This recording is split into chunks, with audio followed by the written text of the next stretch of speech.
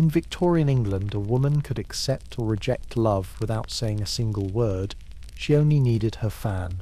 One flick meant yes, another meant no, and a misplaced gesture could mean disaster. One wrong move at a crowded ballroom could spark whispers that spread faster than fire through lace-draped parlours. A careless gesture might be read as an invitation, even if it was only to brush away the heat.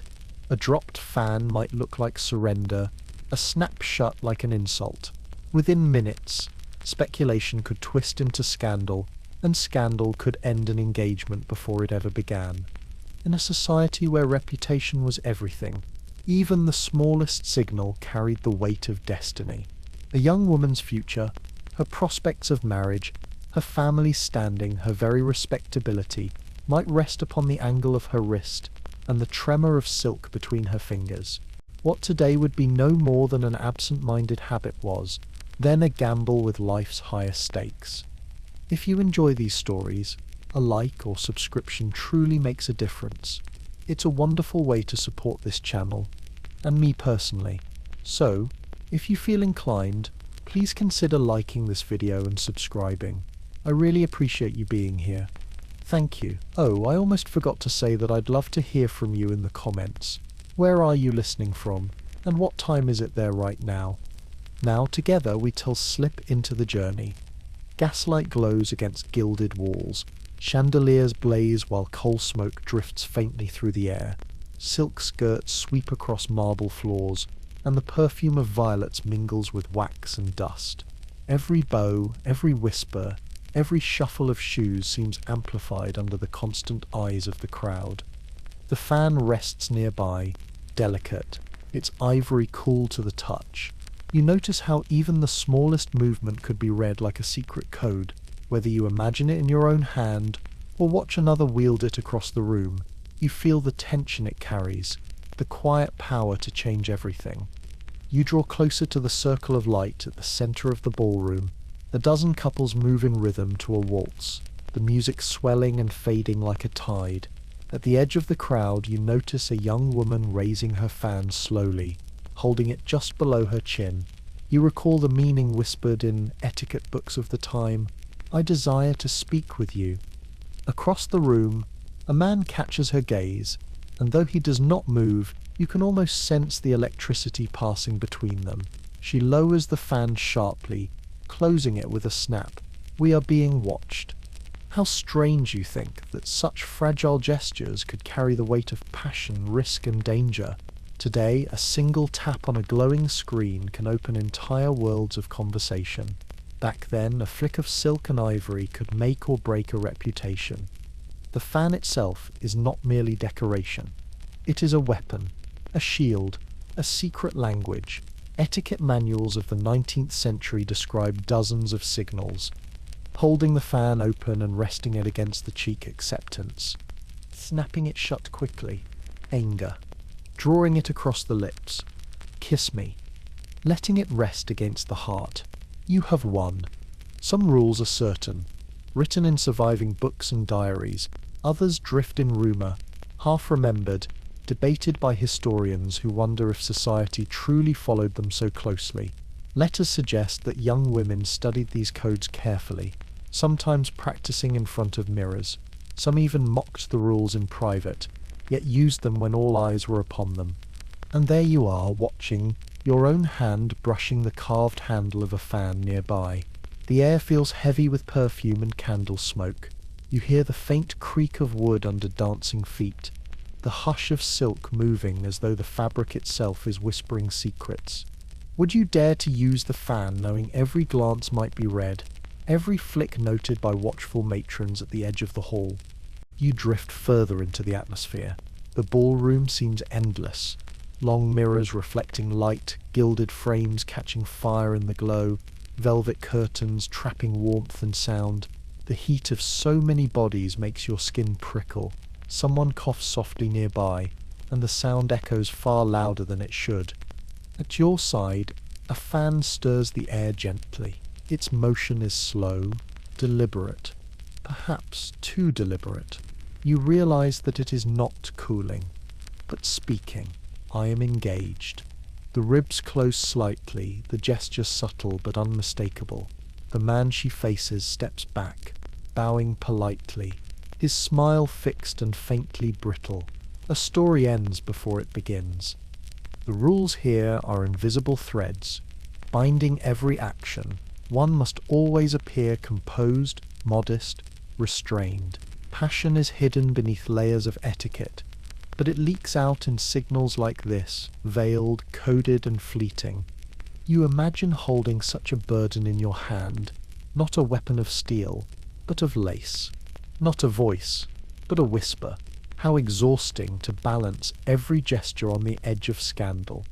As the music swells, you notice another pair across the hall. The woman lets her fan fall, dangling it from a wrist, as if in carelessness. The meaning you recall is clear. We will be friends, not lovers, not partners, friends. The man before her laughs softly, inclines his head, and retreats into the crowd. A decision made with no word spoken. There is a poetry to this silence, and yet beneath it, a constant threat. Diaries of the age reveal fears. I dropped my fan tonight. What might they have thought?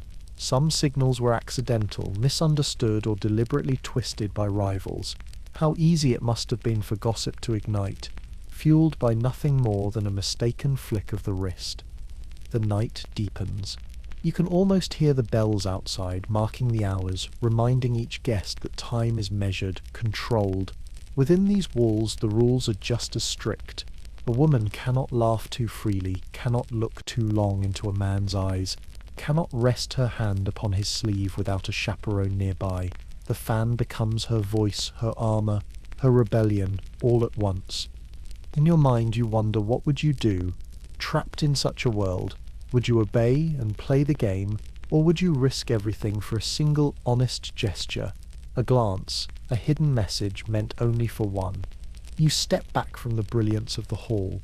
The glow fades, the sound softens, the fan closes gently in your hand, or perhaps in your imagination, and you feel the coolness of ivory dissolve into nothing. In Victorian England, flowers were never just flowers. A bouquet was a letter, a declaration, a secret delivered beneath layers of petals. Where today a handful of roses might simply mean affection, then each bloom carried its own precise meaning, meanings that could raise hearts, end friendships, or spark quiet scandal. You hear it first as a whisper. She sent him yellow roses. The words slide across the ballroom like smoke, soft and dangerous. Yellow envy, jealousy, or even betrayal. A simple bloom that most would now consider cheerful could then destroy trust. How strange it feels to imagine the weight of colour, the peril in fragrance. The practice was called floriography, the language of flowers. Guides and handbooks filled shelves, detailing what each stem meant: red roses for passion, violets for modesty, lilies for purity, and carnations, depending on their colour, for acceptance or refusal. Some meanings were agreed upon, repeated in book after book, others shifted, debated, uncertain. A blue hyacinth might mean constancy to one author, regret to another. Even then, people lived in the blur between clarity and confusion, never sure whether the message had been sent or misunderstood. And yet, in an age where speech between men and women was carefully measured, this uncertain code became a lifeline. Words were dangerous, but flowers could speak. You picture yourself walking down a London street, fog curling low around lamplight. The air is damp, cool against your cheeks, coal smoke clinging to your breath. You pass a florist's shop, its windows crowded with blooms. Inside you catch the mingling scents: sweet roses, earthy violets, the sharp green of fern leaves. To most it is only beauty. To those who know, it is language. A woman lingers at the counter, her gloved fingers brushing over tulips. She chooses carefully 3 white tulips bound with ribbon. Forgiveness. The shopkeeper wraps them in brown paper, silent as stone. Yet you wonder what he thinks, watching lovers and rivals speak through petals each day. At a gathering, you watch a young man approach. bouquet hidden beneath his arm. He places it upon a table with ceremony. A red camellia lies at the centre. You are the flame of my heart. The lady's face colours, yet beside the camellia rests a sprig of yellow carnation. You disappoint me. Two messages in one gift, tangled and uncertain. You feel the tension ripple through the room as her friends lean closer, whispering, trying to decipher intention. This is the danger of the code. Every flower spoke, but not all spoke the same dialect. A rose could mean love or sorrow. A violet could mean modesty or secrecy. It was a game of interpretation where one wrong guess could end affection or fan the fire of gossip. You imagine holding such a bouquet yourself. The stems are cool, damp from water. The petals bruise easily under your touch. You feel the tremor of uncertainty. Have you chosen rightly? Does your recipient read the same dictionary you do? In that silence lies the thrill, the risk of being misunderstood, the excitement of a secret shared but never spoken aloud. In your mind you wonder, would you dare? Would you trust a flower to say what your lips could not? Historical records suggest that entire romances bloomed and withered on such gestures. Diaries speak of pressed flowers hidden in letters, their meaning treasured by one, questioned by another. Some scholars debate how widely the code was actually practiced, whether society truly obeyed its rules, or whether it was more of a fashionable game, a diversion for the upper classes. Yet even uncertainty adds to the romance. A rose pinned to a bodice, a sprig tucked into a lapel, could ignite hours of speculation. Imagine the power of being watched at a ball, a bouquet suddenly delivered to your hands. Every eye lingers, waiting for your reaction, for the rise of colour in your cheeks, for the way your fingers tremble or still. Acceptance or rejection, joy or refusal, all read into the tilt of a head, the clutch of a stem. The ballroom fades again into your senses. Music swells, violins playing beneath chandeliers. Perfume hangs heavy. Roses mingling with coal smoke drifting in through the high windows. A maid passes carrying a tray, glasses clinking softly. Behind her, two women lean together, whispering, their eyes darting toward a small cluster of flowers pinned upon a gentleman's coat. A pink rose. Does it mean admiration, or is it only decoration? The uncertainty is half the thrill. You feel yourself drawn into their world, your breath slowing, your thoughts caught on petals and meanings. For a moment, the entire hall seems less like a place of dance than a garden of secret letters. Every corsage, every bouquet, every sprig a sentence waiting to be read. In quieter corners of London, beyond the gilded rooms, the same code trickles into humbler lives. A working man saves pennies for a single violet, slipping it to a girl at market. A housemaid tucks a daisy into her apron pocket, smiling shyly as she passes her sweetheart. Even in coal-dusted streets, flowers find their voice. Rules soften here, yet the risk remains. Discovery, scandal, dismissal from service. A flower can lift hearts, but also end livelihoods. Later in the evening you find yourself holding a bouquet, not real perhaps, but vivid in the imagination. The petals are soft beneath your fingertips, the air filled with their sweetness. Somewhere beyond, bells toll midnight. A fan closes with a soft snap. Whispers stir the air. You close your eyes, and the bouquet dissolves, leaving only the memory of weight and meaning. What would you have chosen? A red rose for passion, a violet for secrecy, or nothing at all, leaving silence to speak for you? The music fades, the chandeliers dim, and as you sink deeper into the softness of blankets and night, the language of flowers drifts away, fragile, fleeting, but unforgettable. The air outside the ballroom is colder than you expect. One step through the tall French doors, and the heat of candlelight and music falls away, replaced by the damp breath of night. Your shoes crunch softly on the gravel path. Somewhere above, clouds drift across the moon, dimming and brightening the clipped hedges and rose bushes. You hear it before you see it.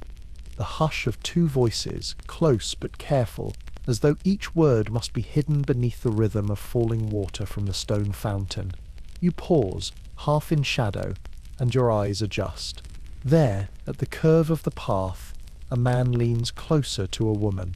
She tilts her head, her gloved hand brushing against his sleeve for the briefest of moments. No more than a flicker, yet in this world it is daring, almost scandalous. The garden holds its breath. The leaves stir faintly in the wind, and the lanterns hanging from wrought iron hooks sway with restless light. Everywhere inside the house, rules press down like heavy drapery. Families sit in parlours, listening to each word. Chaperones hover at the edges of dances, eyes sharp as pins. Politeness is rehearsed, gestures measured, every laugh softened for safety. But here in the garden, none of that exists. Here the rules can bend until they snap. A cough at the wrong moment, the sound of footsteps behind the hedge, a servant carrying a tray who looks too closely. Any of these could break the spell. For the woman, it could mean the end of every prospect, her name whispered with disapproval in drawing rooms for years. For the man, it could mean dishonour, a stain on his family, and the mark of being untrustworthy. And yet the risk only makes it sweeter. You linger by the fountain, hearing the steady drip of water into stone. The sound hides their voices, though you catch fragments, a word or two tomorrow. If only trust. It is not much, but enough to feel the longing that runs beneath their restraint. Their silhouettes lean closer, never quite touching, as if they know that to cross that line would be to step into ruin. Would you do the same? Would you risk all for one whispered promise? One ungloved hand brushing yours in secret? Etiquette manuals of the time warned against precisely this. They spoke of how a lady must never receive a gentleman alone, never meet him without the presence of family, never walk with him after dark. These instructions claimed to protect virtue, but they also chained affection in layers of performance. The irony is hard to miss. The more rigid the rule, the greater the desire to break it. Letters from the period hint at how these encounters unfolded. One diarist recalls slipping into a moonlit arbour with her suitor, her pulse racing at the sound of a servant's steps nearby. Another writes of a tryst discovered, the woman's family forcing her into hasty marriage to avoid shame. Some scholars debate how often such moments truly occurred, whether most couples were as daring as rumour suggests. But even the debate itself proves how powerful the idea of the forbidden garden remains. Not only the wealthy risked it. In the narrow backyards of working-class London, love unfolded in different shadows, behind rows of washing strung on lines. Among coal sheds and vegetable patches, young couples found stolen minutes, a knock at the back gate, a laugh muffled in the dark, a quick kiss before neighbours noticed. Here, too, the cost of discovery was severe. A maid caught meeting a man in secret might be dismissed from service, left without income or shelter. A labourer could lose both reputation and livelihood. Still, they met.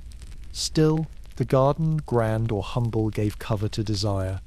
You move further along the path. Roses climb trellises, their scent sharp in the cool night. A breeze rustles the leaves, and with it comes the faint sound of laughter from the ballroom, distant now, softened by walls and velvet curtains. The garden feels like another world, stitched to the house only by music that leaks faintly through windows.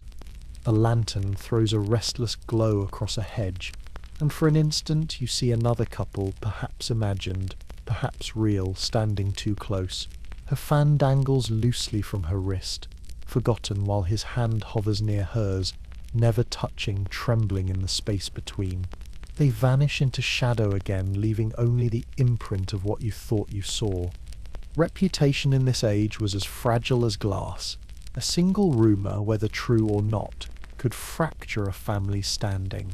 Neighbours whispered, letters carried hints, and soon every parlour echoed with the story. A woman seen in the garden after dark with a man not her fiancé might never marry at all. For her, the forbidden meeting was not just risk, it was peril. And yet, that peril sharpened affection into something unforgettable. What could be more thrilling than the sense that each step down the path was borrowed, each glance stolen, each breath a defiance of the world's gaze? You close your eyes for a moment and imagine it. The damp air against your face, the press of gravel beneath your shoes, the taste of coal smoke drifting over the hedges, a voice leaning close, too low for anyone else to hear. Tomorrow, at the fountain. You feel the weight of the words, their secrecy, their danger. Would you obey the rule, or would you follow the whisper? The hour grows late. Somewhere beyond the walls, church bells strike midnight, their tones softened by distance. The garden lies in half-light, shifting between safety and danger. You turn back toward the house, the music growing louder with each step. Behind you, shadows seem to close in, swallowing the whispers, the gestures, the risks. The moment fades, but its tension lingers, suspended in memory. And as you drift deeper into the night, you understand the garden was never just a place of flowers. It was a stage for secrets, for rebellion, for the fragile courage of those who risked all for love. Paper rustles softly in your hands, finer than most parchment, almost translucent when held against the candlelight. Ink flows dark and steady across the page, the tip of the pen scratching in a rhythm that feels both urgent and restrained. In Victorian England, a letter was never only words. It was intimacy on paper, a dangerous bridge between two lives, sealed in wax and risk. Words could be perilous in public. A woman was never to address a gentleman with undue familiarity, nor he her, unless engagement had been formally announced. But ink had its own rules carried in shadows. To write was to dare to let thought and emotion spill beyond the boundaries of polite speech. Each stroke carried weight, not only in meaning but in danger. You picture yourself at a small writing desk, the surface scratched with use, the faint scent of polish and old ink rising in the air. The candle flickers beside you, its wax dripping onto a brass holder. Outside the window, fog presses against the glass, muffling the sound of distant carriages. Your hand trembles slightly as you write, not from cold but from the knowledge that every word could alter a life. Letters were often disguised. Some were slipped between the pages of a Bible, others pressed into the folds of a handkerchief, or hidden inside baskets of food delivered by servants. Families often intercepted mail, brothers, fathers, even mothers read with suspicion, seeking impropriety. To avoid this, lovers devised codes. Certain phrases carried double meanings, certain flourishes hinted at secret intent, and when the letter was ready, it was sealed with wax, a colour chosen carefully, an emblem stamped with care. A red seal might suggest passion, a black one, grief or secrecy. Some claimed that even the angle of the stamp mattered, a tilt of the crest suggesting haste or hesitation. Historians debate how much was true and how much was whispered myth, but in the silence of your candle-lit room, such details feel real enough to quicken your pulse. You close the letter carefully, folding the paper so that words vanish into themselves. The wax drips hot and bright, its smell faintly sweet, mingling with the sharper scent of ink. The seal presses down, hard and deliberate. The impression cools against your thumb, leaving behind not only a crest but a weight, the knowledge that what is hidden may one day be revealed. Somewhere in the house, footsteps echo. You pause, breath caught, as the sound passes by. In this moment you realize how fragile secrecy is. One creak of a stair, one curious glance, and your hidden words might no longer be yours. Stories survive of such discoveries. A letter slipped from a pocket, found by a maid and passed to a mistress. Another torn open by a father, the ink still wet, the words raw and pleading. Whole engagements ended this way. Families demanded explanations. Names tarnished in drawing rooms. Futures collapsed under the weight of sentences meant only for one pair of eyes. And yet, how irresistible the act of writing remained. A fan might signal across a ballroom, flowers might whisper through colour and scent, but only letters gave voice to the unspeakable desire, confession, longing. Even the risk of exposure could not still the hand. Imagine now that the letter is not yours but one you have received. The envelope lies before you, edges sharp, the wax seal unbroken. Your fingers hover above it, uncertain. To open is to commit, to step into intimacy. The fire in the grate hisses softly. The paper smells faintly of smoke and distance, as though it carries not only words but the air of the room it left behind. You slide a nail beneath the seal, breaking it with a faint snap. The wax crumbles, falling like shards of blood-red glass. Inside, the script winds delicate and quick across the page. I cannot speak before them, but know that my thoughts are only of you, simple, dangerous, unforgettable. For the wealthy, letters were carried by footmen, their speed and discretion assumed but not always guaranteed. For the poor, they moved by hand, slipped through gates, pressed into palms at market. A laundress might carry one hidden in her basket. A newsboy might deliver it with a grin. In every class, secrecy was currency, and betrayal only a whisper away. Even today, some of those letters survive, pressed between diary pages, hidden in trunks, ink faded to brown. Historians marvel at their tenderness, their risk, their artistry. But just as many are lost, burned by families eager to protect reputation, torn in anger, or never written at all, words swallowed by fear. The candle burns low. You set the folded page aside, the seal cooling against the wood. Outside, bells strike the hour. 1, 2, steady chimes fading into fog. Somewhere, others write their own confessions, sealing them with wax, trusting in silence, fearing discovery. The night holds them all, scattered across drawing rooms and cramped lodgings, binding them together in secrecy. Would you have written? Would you have trusted paper and wax to carry your truth, knowing how easily it might betray you? As the thought lingers, the paper fades from your hands, its weight dissolving into nothing. Only the faint smell of wax and smoke remains, curling into the dark. You lean back into the quiet, letting the image blur. Letters hidden, messages sealed, words too fragile for daylight. And as you drift deeper into stillness, you feel the hush of that secret world, a place where love lived in ink, in silence, in trembling hands, and you let it fall away, safe in the knowledge that the night will keep its secrets. The ballroom hums like a living creature, every surface glittering, every sound sharpened. Chandeliers rain light across polished floors. Violins swell above the murmur of voices. Perfume of jasmine and violets drifts through the heated air, mingling with smoke from dozens of candles. You stand at the edge, caught between the glow and the shadows, and realize that in this world, even a single glance can decide everything. A ball is not merely music and dance, it is theatre, politics, a marketplace of futures. Families watch closely, weighing each smile, each step, each introduction. For a young woman, a partner chosen in the quadrille might become a suitor. For a young man, a misstep in etiquette might haunt him across the season. Beneath the swirl of gowns and coats, rules bind tighter than corsets. And among them, one rule looms above all: eyes must never linger too long. You notice it across the room. A pair of eyes meeting, just for a second, then darting away. It is nothing. It is everything.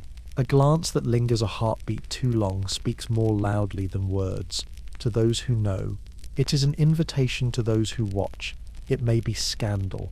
Diaries of the time speak of such moments. How a woman remembered the way a man looked at her during a waltz more vividly than the dance itself. How families speculated endlessly over whose gaze lingered where. The truth is that in a crowded hall, silence often carried louder than speech. You step further into the light, shoes slide against marble in measured rhythm, gowns of silk and taffeta rustle like whispers, their colours shifting with each turn, emerald, crimson, pearl. The air grows warmer as couples circle in dance, faces flushed, hands clasped in ritual contact. Every movement is choreographed, every bow rehearsed, and yet within the frame of order something wilder stirs, eyes searching, glances darting, secrets exchanged in the space between notes. You see it again. A young man, his hair neatly brushed, his coat gleaming, dares to look too long at the woman across from him. She notices, turns her gaze down for modesty, then lifts it again just slightly. The message is unmistakable. It is not merely courtesy, it is choice, desire, rebellion disguised as formality. Etiquette books warned against it. They counselled that a woman's eyes must never rest too freely upon a man, nor his upon her. Long glances were considered improper, suggesting passion too bold for polite society. But of course, those warnings made the gesture all the more powerful. To look, and to be caught looking, was to step into danger. Some accounts suggest entire engagements began this way. A glance across a ballroom, followed by a careful dance, then a call the next morning, chaperoned and proper. Others hint at disasters, glances misread, families offended, reputations damaged by eyes that lingered where they should not. The rules were fragile and so easily broken. You imagine yourself in their place, the heat of the room pressing in, the music pulling you forward, your breath shallow, your pulse loud in your ears. Across the crowd, a face, a pair of eyes, a gaze that holds you for a moment too long. The world seems to blur, the chandeliers dim, the violins hush, and in that instant it is only you and them. But then the spell breaks. A cough, a shifting of skirts, the sudden clap of shoes on marble, the glance is gone, leaving behind a trace, a tremor, a question. Would you risk it again? Would you let your eyes betray what your lips cannot? Not all halls glittered with chandeliers. In smaller towns, dances took place in assembly rooms, their walls plain, their candles fewer, yet the rules were the same. Eyes could wound, eyes could heal, eyes could bind. A farmer's daughter at a country dance might read as much into a look as a duchess in London. The contrast is striking. Class divided the quality of gowns and music, but the danger of being seen remained universal. You pause at the edge of the floor, the heat of so many bodies washing over you. The music slows, couples bow, skirts fan out like petals, and applause rises in waves. The sound is bright, but beneath it you hear whispers. Did you see how he looked at her? She lowered her gaze, but then she looked again. Speculation, soft but sharp, weaving itself into the fabric of the night. Reputation once again hangs by a thread. One misinterpreted glance could bind a woman's name to a man she did not choose, or worse, tarnish her prospects entirely. Yet to resist, to deny herself the language of eyes, was to surrender a rare freedom. A story lingers in the air, perhaps true, perhaps not. A young lady at a London ball, so the rumour goes, exchanged one glance too many with a man below her station. By morning, tongues wagged across drawing rooms. By evening, her family withdrew her from the season entirely. Was it justice or cruelty? Historians debate, but the lesson remains, even eyes could be dangerous. You find yourself drawn into the dance at last. The air trembles with violins. A partner takes your hand, the contact brief and gloved. You move through the steps, your body guided by rhythm, your eyes searching without meaning to. Across the circle, someone looks back. For one breath you meet, for one heartbeat the world pauses. The chandeliers flare, the music surges, and you step apart again. The glance is gone, but the echo remains, pulsing like a hidden chord within you. Later the hall quiets. Candles burn low, dripping wax onto brass holders. The crowd thins, voices soften. The air cools. You lean against a marble pillar, your thoughts adrift. All the evening's splendour fades into memory, yet what lingers most is not the music, not the colours, not even the dance itself. It is the glance, secret, fleeting, forbidden, that carries weight enough to keep you awake. Would you dare let your eyes speak, or would you bow them low, safe but silent? The ballroom dims in your mind. Perfume dissolves into smoke, music into silence. The chandeliers fade like stars at dawn, and as you sink deeper into blankets, into rest, You carry with you only the memory of a glance, fragile, dangerous, unforgettable. If you enjoy these stories, a like or subscription truly makes a difference. It's a wonderful way to support this channel, and me personally. So, if you feel inclined, please consider liking this video and subscribing. I really appreciate you being here. Thank you. The music dwindles into silence, the last notes of the waltz echoing faintly against gilded ceilings. The crowd begins to scatter, voices lower, candles burn shorter. You stand near the great doorway of the hall, where guests cluster in small groups, waiting for carriages to be called. It is here at thresholds, where rituals change, where formality sharpens, where touch becomes possible.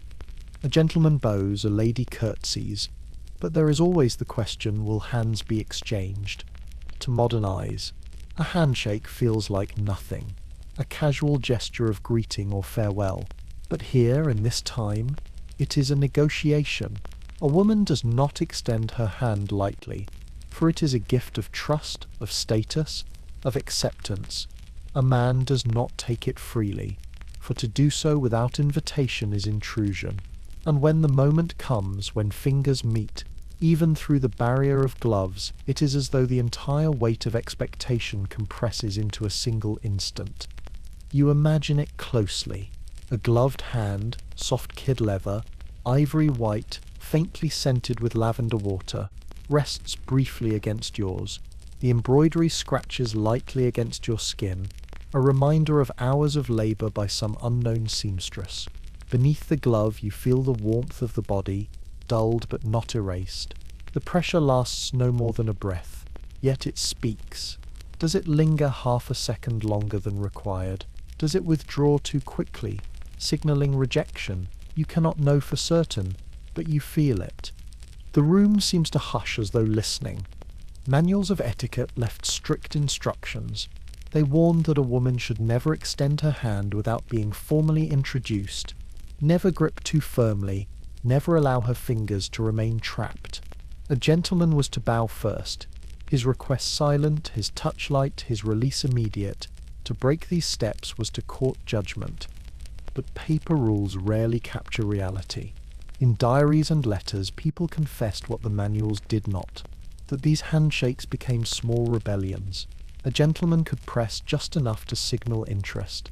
A lady might allow her hand to remain a second too long, a subtle act of daring invisible to her chaperone. Behind every bow and every glove was a current of unspoken feeling, flickering, dangerous, alive. A story from the season of 1874 drifts through your thoughts. A young debutante, scarcely 18, was whispered to have allowed her hand to rest in the palm of a suitor for longer than etiquette allowed. A rival noted it, repeated it, and within days the tale grew. She was reckless, she was improper, she was too bold. Her name filled parlours not with admiration but caution. Did she truly linger, or was it a trick of time and perception? History does not tell. But her family withdrew her from society the following season, and all because of a moment that may have lasted no longer than a sigh. The power of gloves in this ritual cannot be overstated. For most, gloves remained on, the layer of leather or silk serving as a shield. To remove them, even in heat, was to invite scrutiny. Imagine then the scandal when a lady accidentally dropped her glove before extending her hand. Bare skin against bare skin, a lightning strike in a world that thrived on restraint. Such a gesture could be seen as bold flirtation, as unladylike behavior, or as a deliberate signal of trust. To some it was thrilling, to others damning. Historians note that in portraits of the age, gloves are often shown half-drawn, as though frozen in the moment of removal. Was it fashion or quiet rebellion immortalized in paint? No one can say for certain, but the suggestion lingers like perfume in the air. You picture the scene again, guests pressing toward the doors, footmen calling names, carriages rattling in the fog outside. A gentleman bows, leans closer, extends his hand. She accepts. For an outsider, it is nothing, a polite farewell. But to those who know, the truth lies in the detail. The angle of her wrist, the softness of her smile, the delay in release.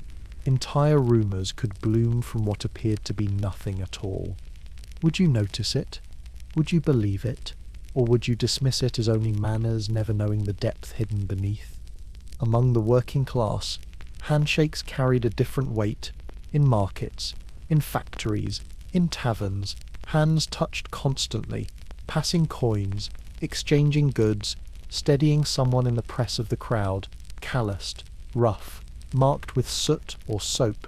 These hands spoke of survival rather than refinement, and yet, even there, the handshake could carry intimacy.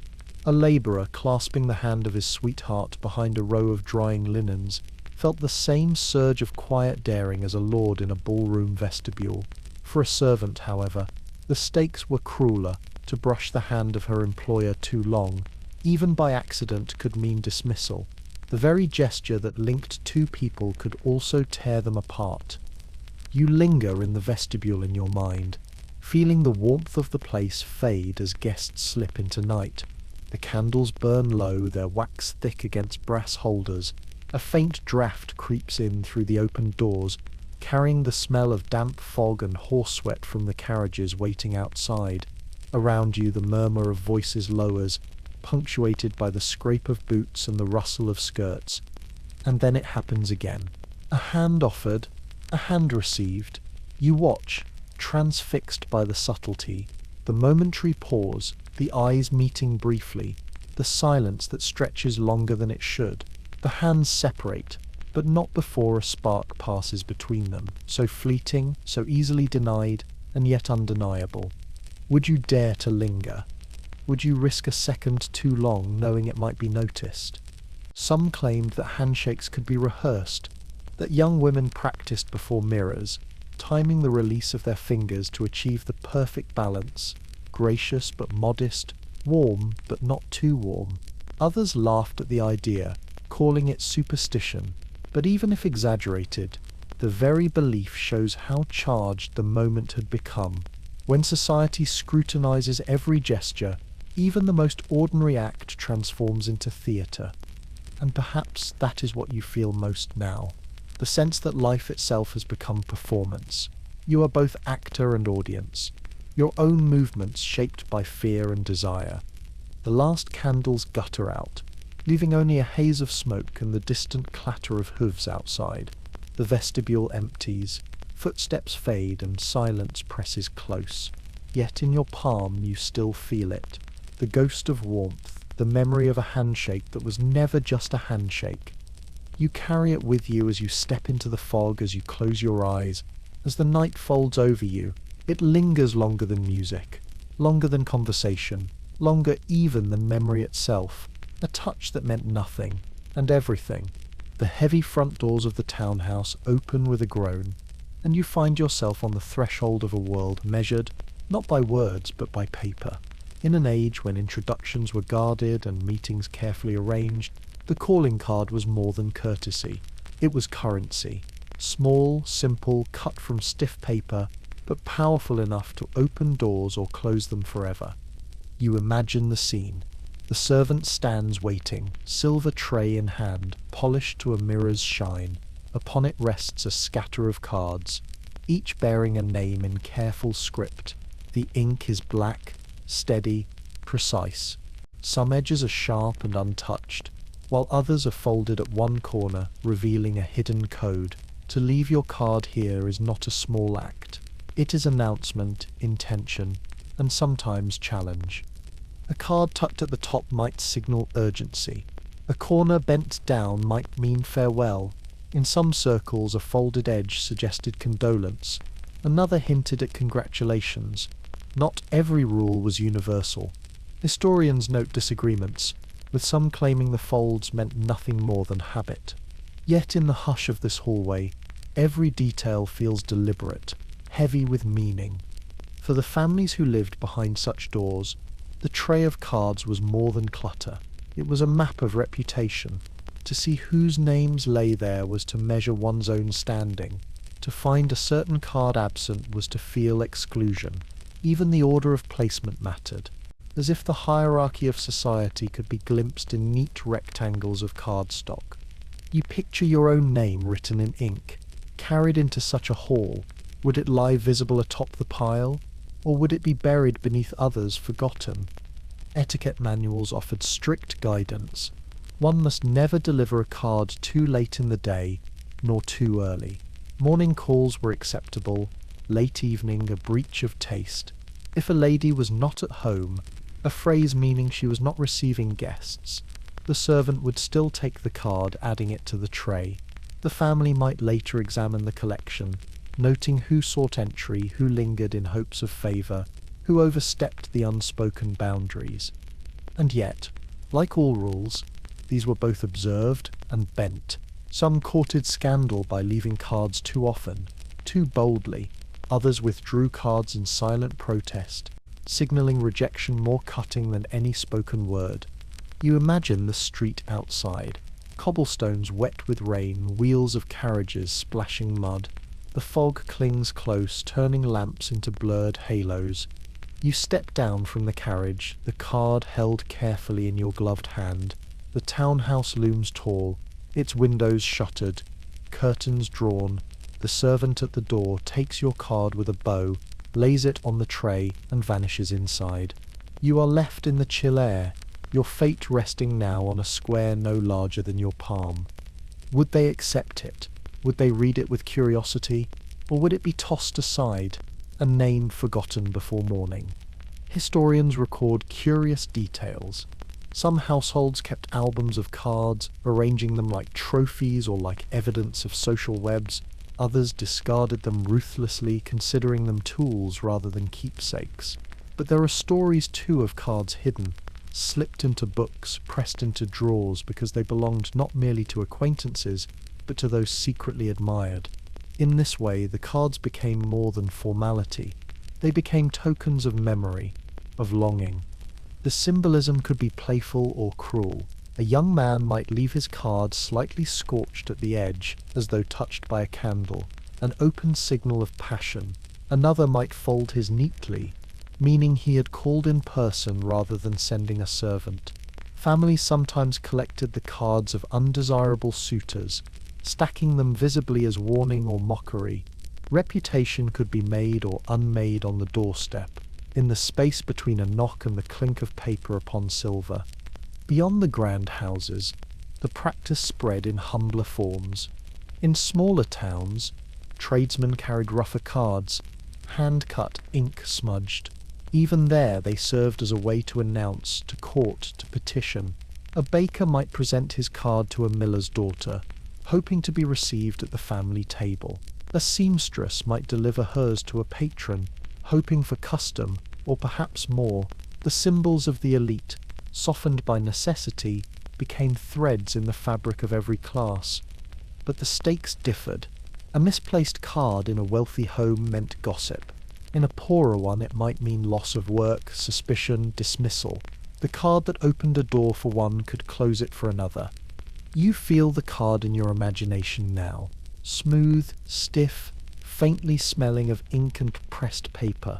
The corners sharp against your gloves. The name upon it, your name neatly written, waiting to be judged. You hand it over, and the servant's eyes remain unreadable as he carries it inside. The door shuts. Silence presses against you. How strange, you think, that so much could rest upon so little. A square of card, a line of ink, a place on a tray, small things deciding futures. As you stand upon the step, you imagine the stories that tray could tell.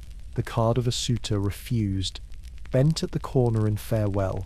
The card of a friend welcomed, smoothed, and placed atop the rest. The card of an enemy hidden at the bottom as though never delivered at all.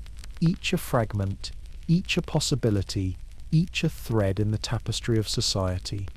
Would you bend the corner? Would you dare leave a mark that could be read as affection or as insult? The fog deepens. Carriages roll away, their wheels striking wet stone.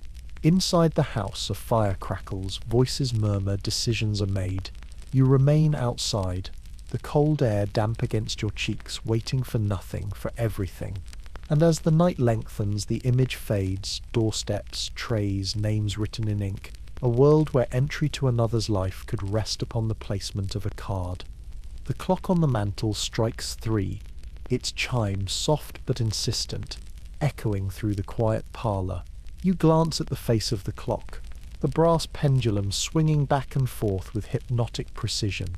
Afternoon, neither too early nor too late. This is the moment society has deemed correct, the narrow window when a visitor may be received. And yet the rules are not written on stone. They hang in the air, understood but rarely spoken aloud. To call too soon before the lady of the house is ready is to be intrusive. To arrive too late when evening shadows stretch across the street is worse, an insult, a breach of taste. Timing becomes theatre, each knock upon the door measured against invisible expectations. You picture yourself approaching the townhouse. The fog curls against the lamp-posts, your carriage wheels crunching against the damp cobblestones. In your gloved hand rests a visiting card, edges sharp, ink fresh. The driver pulls the horses to a stop, and you hesitate. The bells of a distant church mark the hour. Is it too early? Too late? Even before you reach the step, your reputation feels as though it hangs in the balance. Would you dare knock, unsure if the household waits or disapproves? Etiquette guides of the Victorian era warned their readers carefully. Calls were to be made between 2 and 4 in the afternoon. Earlier hours suggested impatience, an eagerness that bordered on impropriety. Later hours risked interrupting dinner, disrupting schedules, breaking the rhythm of the home. A single mistake might not doom a relationship, but repeated errors painted a picture of recklessness, of one unable to master society's dance. And so young men rehearsed their visits as though they were performances, rehearsing the timing, rehearsing the bow, rehearsing even the angle of a knock.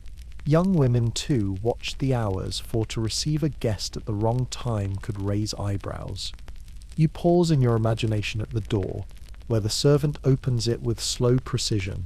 His eyes glance not only at your card, but at the clock on the wall behind you. The tray is extended.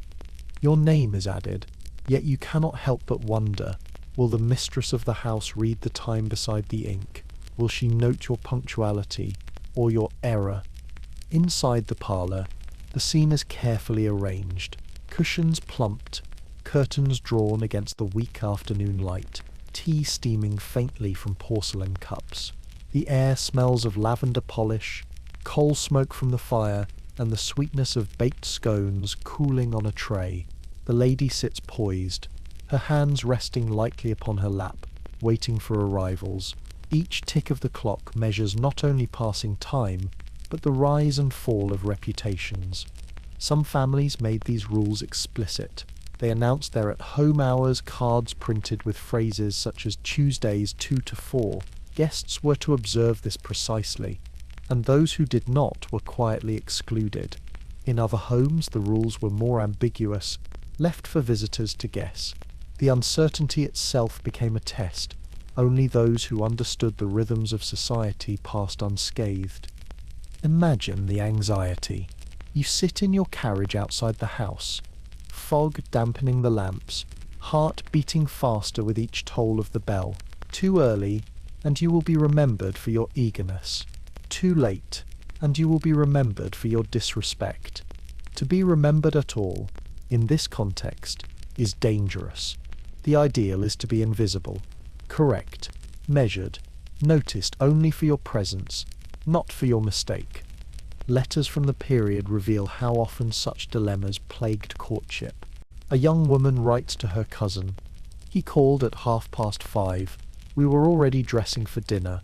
Mama is displeased, and I must now reconsider his attentions." Another note records the opposite. "He called too soon before I had dismissed the grocer. To be seen in such disarray is unforgivable."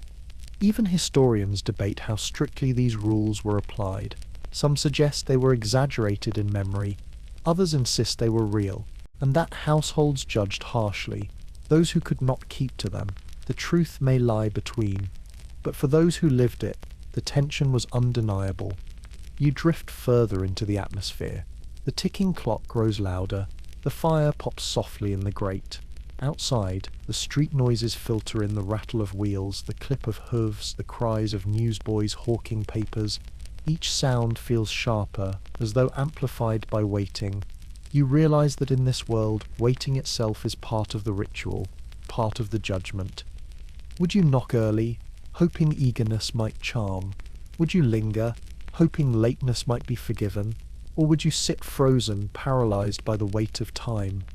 In working-class neighborhoods, time played differently, yet rules still pressed. A young man courting a seamstress knew better than to arrive too late, for her lodging house locked doors promptly at nightfall. A maid suitor had to match his visit with her hours off, often no more than a stolen half-hour at dusk. Mistiming was not scandal, but loss. The loss of a chance, of a rare meeting, of fragile intimacy. For them the dilemma was not about propriety, but opportunity. Yet the stakes were no less high. Back in the parlour, the tea cools. The mistress glances at the clock again, her face calm but her thoughts sharper than her smile. At 3:15 she welcomes a caller warmly. At 5 she receives him with restraint, a faint chill beneath her courtesy. The same visitor, the same words, but a different hour, and everything has changed. You feel the weight of that clock now. Its pendulum swings, steady, relentless, carving moments into judgment. The room grows warmer, the ticking louder, until it seems that time itself is the true host, the true arbiter of all. The fire dims, the shadows stretch, and at last you step back into the fog. The hour has passed. The chance has gone. Behind you the house stands silent, its windows dark, its doors closed, and in your mind the clock still ticks, echoing into silence. The path curves gently through the park, gravel crunching beneath polished boots and light slippers. Above, branches twist against a pale sky, their leaves trembling in the faint wind. Birds sing, but their song is drowned by the rustle of skirts, the steady pace of parasols shifting, the sharp cough of a watchful companion who never strays far. Here, under trees and lamplight, you are walking, but you are never alone. A promenade in the park was not leisure. It was performance. Ladies and gentlemen strolled in measured steps, not to exercise but to be seen, to display, to measure one another by posture, clothing, and courtesy. And for the young, it was one of the few chances to walk together, to speak beyond the parlour. Yet always there was the chaperone, a mother, a governess, an aunt, whose presence turned freedom into ceremony. You imagine the scene, a young couple walking side by side, their words chosen carefully, their tones low, their steps deliberately slow. Behind them a matron in dark silk advances with unyielding precision. She does not intrude, but she does not vanish either. Every movement of theirs is mirrored by hers, every pause in conversation echoed by the tap of her parasol on the path. Would you dare to speak your heart under such eyes? Etiquette demanded it. A lady never walked alone with a man to whom she was not engaged. To be seen so was to risk whispers, suspicion, and eventually disgrace. A stroll required guardianship, not only to protect virtue but to display control. Society believed that freedom itself was a temptation too great, that eyes would wander, hands would brush, words would spill into impropriety, and so the presence of another body, older and sterner, became the silent wall against desire. You feel the pressure of it as you imagine each step. The ground is firm beneath you, damp with the residue of morning dew. The air smells of grass and coal smoke drifting from chimneys at the park's edge. Children laugh in the distance. Governesses call to them. Dogs bark faintly. But here, in this walk, silence is taught. The young man longs to ask something forbidden. The young woman longs to answer with more than politeness, and between them hangs the unspoken weight of the watcher's gaze. Accounts survive of how lovers tried to twist the rules. Some arranged to walk behind the chaperone, steps lagging until words could be exchanged quickly, secretly. Others learned to speak in fragments, broken across interruptions, their meaning pieced together only by patience. One diarist recalls whispering beneath the cough of an aunt, using each pause to steal a sentence. Another remembers how a suitor dropped a handkerchief, the lady stooping to retrieve it while the chaperone looked away, a brief touch hidden in clumsy accident. The garden path was as much a battlefield as any ballroom floor. You noticed the subtler signals, the distance between their bodies, too close, and it was noted too far, and it was remarked upon. The angle of a parasol, the choice of a phrase, even the rhythm of footsteps could be read by watchful eyes. And always, the matron saw more than she admitted.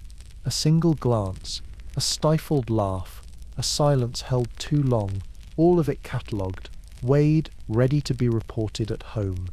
Not every class obeyed with equal zeal. Among working families, walks in public were often brisk and crowded. Lovers might walk home from the factory side by side, unobserved by anyone but neighbours. Still, gossip lingered. A maid seen strolling too long with a footman risked her position. A mill girl walking with a labourer risked her marriageability. The presence of a chaperone was less common here, but the eyes of the community filled the same role. Instead of one aunt's stern face, there were dozens of neighbours ready to judge. Imagine it yourself. You step into the park, the sun low, shadows long. The path ahead is filled with promenading couples, their coats neat, their dresses trimmed with lace, parasols angled just so. The sound of conversation hums around you, not loud, but constant. Beside you walks someone you wish to know more deeply. Yet just behind or just ahead strides the figure who guards your every move. Their presence feels like a tether, invisible but unbreakable. Would you find courage to slip a word between the pauses? Would you risk a glance when you know it may be seen? Historians note that the promenade became as much about reputation as about romance. Families measured status by who accompanied whom, by whose company was permitted, by which matron was trusted to oversee which match. To be seen walking with the right family could raise prospects. To be seen walking with the wrong could lower them. The very act of moving through the park became a ledger of alliances and ambitions. The sky darkened slightly. Clouds drifting across the late afternoon sun. A wind stirs the leaves, cool and damp, carrying the smell of wet earth. A carriage rolls by, its wheels clattering on cobblestones at the park's edge. The promenade continues, footsteps falling in steady rhythm, parasols rising and falling like a tide. To others it is no more than a walk. To you it is a play, a negotiation, a test. And as you drift deeper into this world, the sound of gravel fades, the watcher's eyes grow dim, the park itself dissolves into shadow. What remains is the memory of being seen, of being measured, of longing pressed between silence and supervision. The parlour glows with the soft light of oil lamps, their flames dancing faintly behind frosted glass. Heavy curtains draw the dusk outside into silence, muffling the clatter of carriages on the street. The air inside is warm with coal smoke from the grate, polished wood, and the faint perfume of roses arranged carefully in vases on the mantel. It is here, in this room of comfort and display, that courtship is permitted to unfold, watched, measured, never unobserved. The parlour is the stage of introductions. Here a young man may sit, politely, not beside a young lady, but across from her. Chairs are arranged with purpose. None too close, none too private. A small table between them bears teacups, a plate of biscuits, perhaps a vase of flowers. Around the edges of the room, parents or siblings linger, speaking in low tones, but their ears are tuned to every word. You imagine the scene. A gentleman adjusts his coat, clears his throat, and begins to speak of the weather, of books, of sermons. A lady answers with equal restraint, her gloved hands folded in her lap. Her gaze is steady, polite, never too lingering. The conversation flows like a narrow stream, controlled, bounded by rocks on either side. Yet beneath the surface runs something stronger, words unspoken, questions unasked. Etiquette demanded that parlours remain public spaces. A couple was never to be left alone. To do so risked impropriety and worse suspicion. To be caught without witness could ruin a reputation, even if nothing passed between them but silence.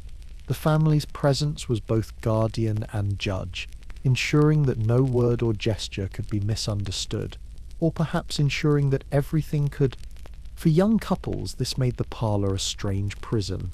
They sat surrounded by comfort, plush chairs, patterned carpets, warm fires, and yet their hearts raced under scrutiny sharper than cold steel. Even a phrase as innocent as "I enjoyed the music last evening" could carry weight if spoken with too much warmth. You feel the texture of the upholstery beneath your fingertips, the velvet faintly worn at the arm of the chair.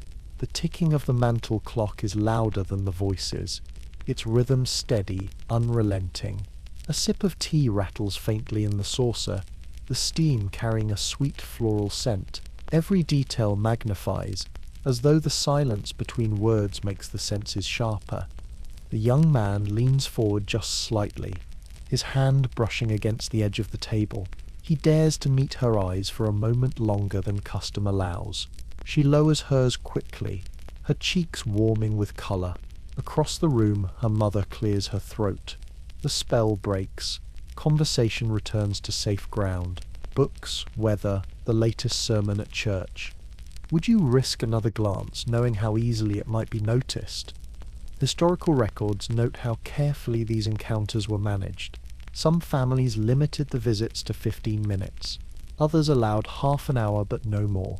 A servant might enter at intervals, offering tea or arranging flowers, not because service was needed, but because interruption was protection. In some homes, fathers sat silently with newspapers, pretending to read but marking every word exchanged. And yet, despite the vigilance, romance found a way. Couples developed a language of small gestures. The angle of a teacup, the placement of a fan, the speed with which a spoon stirred sugar. These signs passed unnoticed by parents, but to the young they carried meaning enough to light entire worlds. Letters from the age tell of the frustration. I sat with him in the parlour while Aunt observed.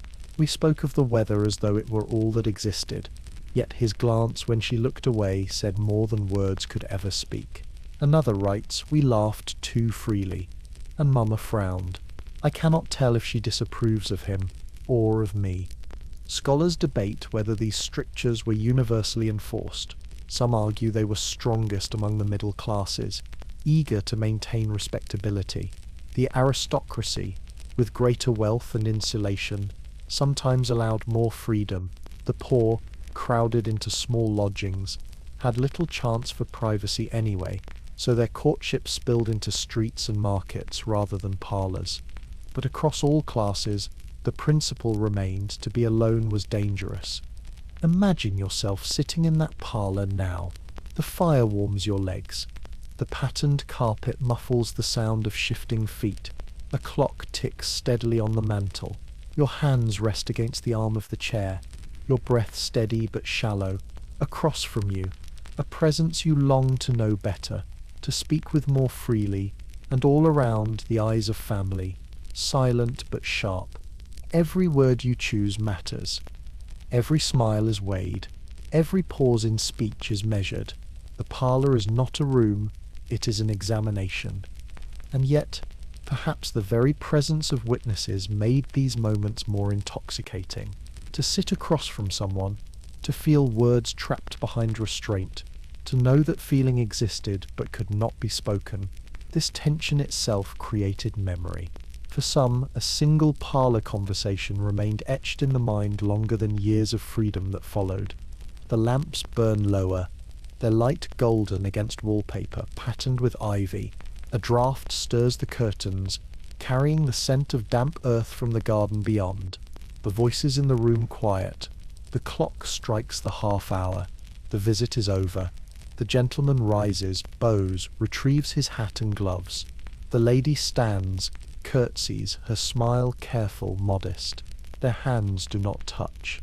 The door closes behind him, and silence settles, yet her heart beats faster than the clock, and his footsteps echo long after they have faded into the street. Would you have found the courage to speak differently? Or would you have let silence guard your reputation, leaving everything unsaid? As the scene fades, the fire dims, the parlour dissolves into shadows. You carry with you only the hush of voices, the tick of the clock, and the weight of words never spoken. The evening air outside is damp and heavy with coal smoke, yet within the parlour the glow of lamps makes everything warm, golden and precise. Men stand in clusters near the fire, their laughter practiced, their coats fitted. Women move in measured gestures, parasols folded at their sides, gowns brushing against polished floors. But when eyes wander down beyond brooches and lace, it is not jewels or embroidery that measure propriety. It is gloves, always gloves. In this world, gloves are more than just clothing. They are shields, barriers, the line between intimacy and distance. Covered hands suggest self-control, refinement, a careful respect for rules. Bare hands suggest something else. Vulnerability, boldness, sometimes even impropriety. To slip a glove from the fingers is to lower a guard, to open a door, to reveal a self that society prefers hidden. Imagine entering such a room. You bow or curtsy as custom demands, yet before anyone hears your voice, their eyes fall to your gloves. Are they new and white, signifying wealth and readiness? Are they slightly frayed, hinting at financial strain? Are they absent, leaving skin exposed to candlelight? Without a word, you are read and judged. The etiquette surrounding them was relentless. Manuals instructed ladies never to appear outdoors bare-handed, for the sight of ungloved fingers was considered indecent, as though the body itself had been revealed. Gentlemen, too, were warned never to approach a dance without proper gloves, for to take a lady's hand unprotected was considered almost scandalous. Even the act of removing gloves had choreography. They were to be slipped off discreetly at dinner, folded neatly on one's lap, never discarded carelessly. And yet, like so many rules of the Victorian age, the rigidity only heightened the allure of breaking them. Picture the subtleties. A woman, seated at the edge of a ballroom, lets her glove slip from her wrist, exposing a pale crescent of skin. Did she mean to, or did she know very well that a certain pair of eyes was watching? Across the room a man notices, and though he says nothing, the moment binds them with a thread invisible but undeniable. Or imagine the accident of a glove dropped onto the floor, inviting a suitor to retrieve it, to stoop, to pick it up, to press it back into her hand. An action so brief, so ordinary, yet charged with a sense of secret exchange. Diaries record such moments, often in coded phrases. He picked up what I had left fall, and I believe he understood. Would you dare to drop yours, not knowing whether it would be caught as invitation or dismissed as clumsiness? The glove itself bore layers of meaning. White kid leather, soft and spotless, suggested purity and refinement. Coloured gloves hinted at daring, sometimes too daring for strict families. A glove left behind, tucked deliberately in a gentleman's coat or pocket, became a token, a fragment of intimacy disguised as accident. To receive such an item was to hold a piece of someone's secret self. There were scandals, too. One account tells of a dinner party where a lady removed her gloves entirely, laying them upon the table with casual boldness. To modern ears the act seems trivial, but to those present it was a statement too direct, too sensual. Whispers followed her long after, not because of what she had done, but because of what it had implied. Another tale describes a man who refused to don gloves for a dance, insisting that the feel of a bare hand was more honest.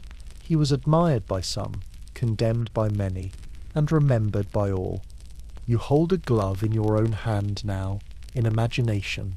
The leather creaks softly as you bend it. It smells faintly of powder, of skin warmed by wear. Sliding it onto your fingers, you feel it reshape your hand, tightening, smoothing, hiding. Your touch becomes dulled, your warmth contained. Then you slip it off again, and the air presses cool against your skin, the fire's warmth immediate, unfiltered. The difference is startling. The glove was not only covering, It was silence. The bare hand is speech. Would you keep the silence, or let your hand speak? Not all lived this ritual equally. Among servants, gloves were sometimes borrowed, old pairs handed down, mended until seams nearly split. To appear gloved in the company of employers was to play a role to wear borrowed respectability. Among factory workers and tradesmen, gloves were thick, coarse, designed for warmth or work rather than courtship. Still, even there the idea lingered: a hand covered was safe, a hand uncovered risked gossip.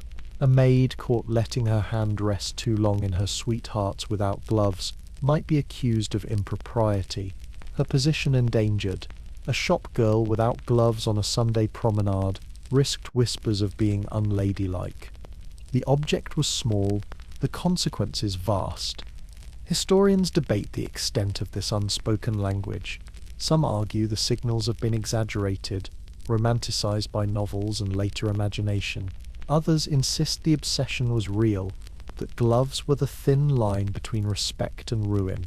The truth likely lies somewhere in between, rules followed by some, ignored by others, but always present enough to shape the tension of society. For those who lived then, however, gloves were not theory. They were part of daily performance. They were donned, adjusted, removed with care. They rustled faintly during conversation, creaked during dances, carried the faint warmth of stolen moments. Now the drawing room grows quieter. The clock on the mantel strikes the hour, its chime muffled against velvet drapes. Guests prepare to depart, fastening coats, gathering parasols. Gloves are smoothed onto fingers once more, tightened, buttons pressed shut. One by one, hands are covered, voices lowered, gestures restrained, and as each guest departs into the misty night, their bare selves vanish behind polished leather once again. You linger in the hush that follows, a single glove still in your hand, soft and faintly warm, as though holding the ghost of touch. Would you leave it behind? Would you risk what such a gesture might mean? The fire sinks low, shadows lengthen across wallpaper patterned with ivy. A final voice calls farewell. A final glove slips into a pocket. Silence fills the room. All that remains is the faint scent of leather, powder, and smoke, and the unspoken memory of hands too seldom seen. The room is quiet, but for the faint scratching of a pen. Candlelight flickers across the desk, shadows trembling against wallpaper patterned with ivy. A sheet of creamy paper rests before you, its surface smooth, waiting. Ink pools at the tip of the nib, heavy and black, and for a moment your hand hesitates. Not every letter may be written. Not every word may be allowed. In this age, correspondence was not free. It was rule-bound, measured, as much performance as the dances and promenades of society. To write too quickly after a meeting was bold, to delay too long was cold. To write at all without permission could be dangerous. Courtship was a chess game, and letters were the pieces most easily turned against you. Etiquette demanded restraint. A lady did not write to a gentleman unless he had first written to her, and even then her reply must be brief, modest, never too familiar. A gentleman's letter must be respectful, formal, carefully phrased, never betraying passion too openly. Every salutation, every closing carried weight. Yours faithfully was proper. Yours affectionately might raise eyebrows. Yours forever could ruin. Would you dare to let your pen slip too warmly? You picture yourself at the writing desk. The candle smoulders. The air smells faintly of wax and ink. Beyond the window, London fog curls low across the street, muffling the sounds of wheels and hooves. You bend to the page, and the scratch of pen against paper feels like confession. Each sentence is weighed, each phrase chosen not for truth, but for how it might be read by others if discovered. For in this world, letters do not always remain private. Families intercepted them, servants carried them, gossip fed upon them. A note left upon a hall table could be opened by curious hands. A folded sheet hidden in a prayer book might be discovered by accident. Lovers wrote in fear as much as in hope. Historians preserve fragments of such correspondence. A young woman writes, "I thank you for your kind attention at the assembly. The evening was pleasant. Beneath the politeness, perhaps there is warmth, but no reader beyond the suitor could prove it." Another letter, more daring, whispers, "I long for our next meeting. Until then your words sustain me." When found by her brother, it ended the courtship at once. The danger was constant. The very proof of affection was also evidence of impropriety. To delay in answering was its own language. A swift reply suggested eagerness, perhaps even desperation. A delayed reply might suggest modesty, or displeasure, or hesitation. Couples lived within this tension, measuring affection not only by words but by hours, by days, by the silence between letters. A woman who received a note on Monday might deliberately wait until Thursday to respond, not because she lacked feeling, but because etiquette demanded restraint. Would you have waited, or would you have answered at once, risking your reputation for the sake of honesty? The rules varied by class, but the principle remained. Among the wealthy, letters were sealed with crests, delivered by footmen, read under lamplight in quiet parlours. Among the middle classes, post was carried by boys in uniform, their satchels heavy with folded notes. In poorer quarters, scraps of paper passed hand to hand, hidden in baskets, slipped between loaves of bread. Each bore the same risks: exposure, judgment, loss. For servants the rules were cruelest. A maid discovered with a secret letter might be dismissed. Accused of neglect or worse, a factory girl exchanging notes with a labourer risked the scorn of neighbours. For them, the wait between letters was not only romantic suspense, it was survival. The mechanics of correspondence added their own drama. Post in Victorian England was frequent, sometimes multiple times a day in cities like London. This meant replies could be swift, but also that delays were more telling. To wait a day, when the post arrived 3 times, was deliberate silence. To reply within the same afternoon was considered rash. Thus, the rhythm of romance was set not by hearts but by timetables.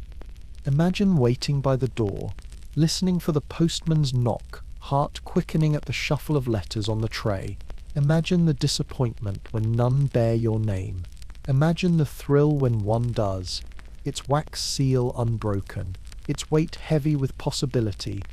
Letters also obeyed ritual in their form. Margins neat, handwriting careful, flourishes restrained. Ink blotted too heavily suggested nerves. Smudges suggested haste. Even paper quality spoke loudly. Thick, smooth vellum whispered wealth. Thin sheets hinted at modest means. Some lovers wrote in invisible ink, lemon juice or milk, words revealed only by firelight. Others slipped coded phrases into ordinary sentences, so that affection hid in plain sight. One diary notes a letter in which the suitor's true message was spelled by the first letter of each line. Another recalls the thrill of finding pressed flowers within the folds, their meanings understood only by the two who shared the code. But secrecy was fragile. A card torn, a page misplaced, a servant too curious, and suddenly everything was known. Families sometimes destroyed such letters on discovery, feeding them to the fire, watching ink curl into ash. Others kept them as weapons, proof of impropriety, leverage for ending engagements. Even today, some of these letters survive, their edges browned, their words faded, yet their tension alive. You sit at the desk once more, pen poised, your breath is steady, your heart uneasy. You write carefully. "I was pleased by your visit yesterday, and I hope you are well." Safe words, polite words, words that reveal little. But between the lines, in the pauses, in the neatness of your hand, lies something else. Affection, longing, restraint. You fold the page, drip wax, press the seal. The letter is gone from your hands, carried into risk, into silence, into history.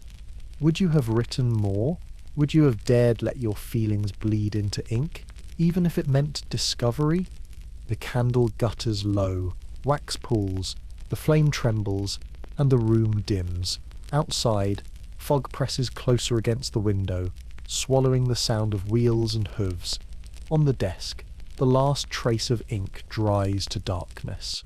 The letter lies sealed, waiting, its voice silent until opened, its meaning fragile as breath. And as you drift deeper into the quiet, the rules of correspondence fade with the flame, leaving only the image of ink, paper, and the trembling space between what is written and what is left unsaid.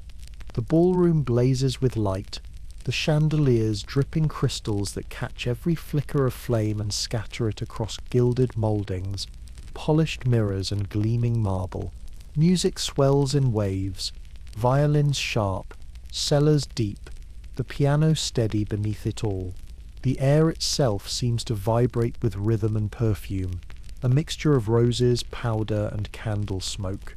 Dresses shimmer as skirts sweep the floor, colours blending into a moving tapestry of satin and lace. In this dazzling spectacle where every gesture is watched, every word measured, there is one small object in a lady's hand that holds more power than appearances might suggest: the dance card. A fragile slip of paper, no larger than a folded note, often bound with ribbon or adorned with gilt. It looks unimportant at first glance, but the truth lies in what it represents. A map of the evening, a record of acceptance and refusal, a ledger of desire and reputation. The card lists the dances in order: quadrille, polka, waltz, schottische, mazurka, and beside each, a blank line waits for a name. To fill those spaces is to shape not only an evening's enjoyment, but sometimes the very future of courtship. Imagine holding such a card. Its paper is smooth beneath your glove, its ribbon brushing your wrist with every movement. The pencil hovers above the page, trembling slightly as a gentleman bows before you. "May I have the third waltz?" he asks, his voice practiced, careful. You nod, polite, and inscribe his name. The graphite leaves a dark line, permanent enough to be binding, fragile enough to smudge. The promise is made.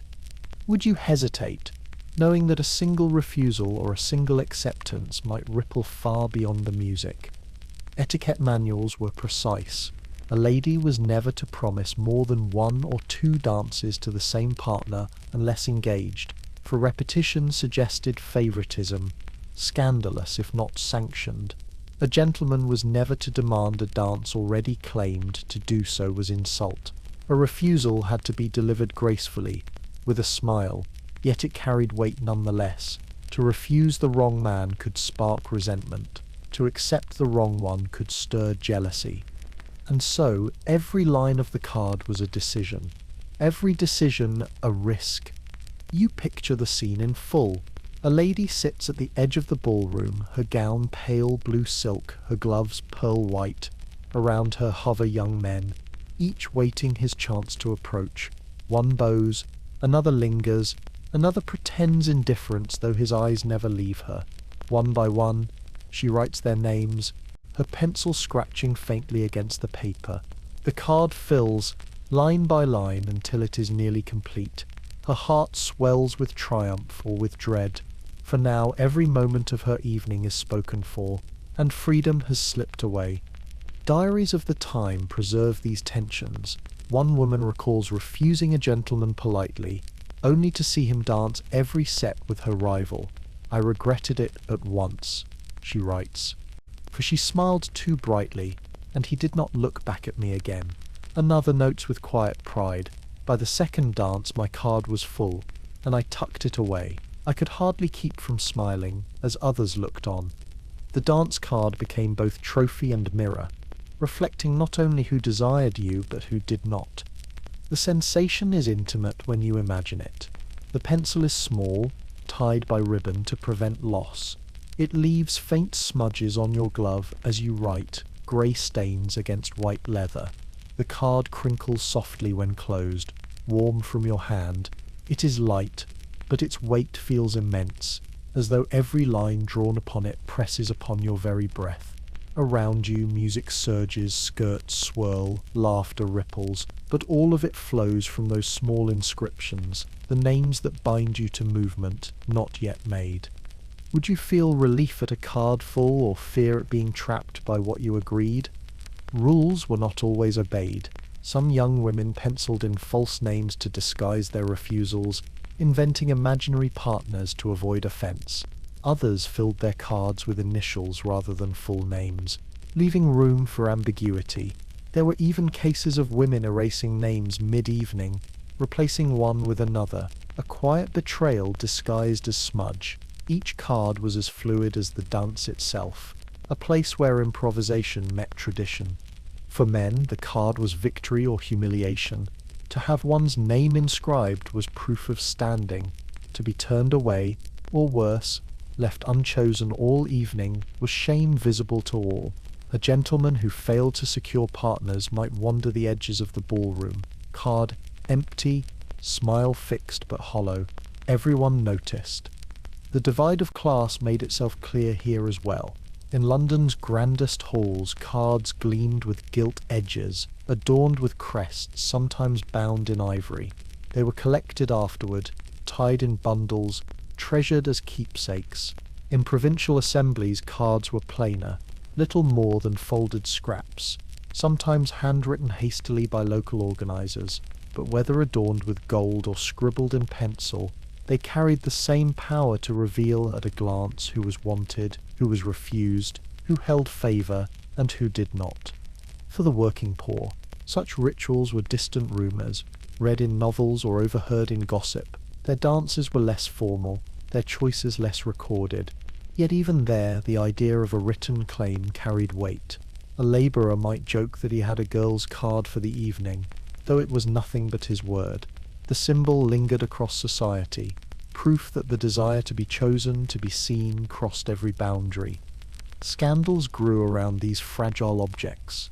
One story tells of a young lady who filled her entire card with a single name, dancing every set with one man. The act was so bold, so defiant, that whispers circled the ballroom for months after. Another tale speaks of a woman who left her card conspicuously blank, refusing all offers but one, creating a spectacle of exclusivity.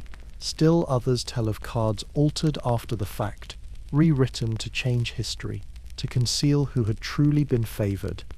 Were these stories exaggerated? Perhaps. But even the rumours prove the truth, that the card was never mere paper. It was stage, record, weapon, invitation. You stand in the middle of the floor in your imagination now. The card dangles from your wrist, its ribbon brushing your hand as you move. Men approach, names are written, promises made. Around you, music rises, violins soaring, shoes striking marble in rhythm. The floor spins with movement, light blurs into gold and white, and you feel the weight of your card even as it flutters lightly in your hand. Would you have guarded each line carefully, weighing each choice, or would you have written boldly, daring society to speak of you? The night draws to a close, candles burn low, chandeliers dim, music fades to silence.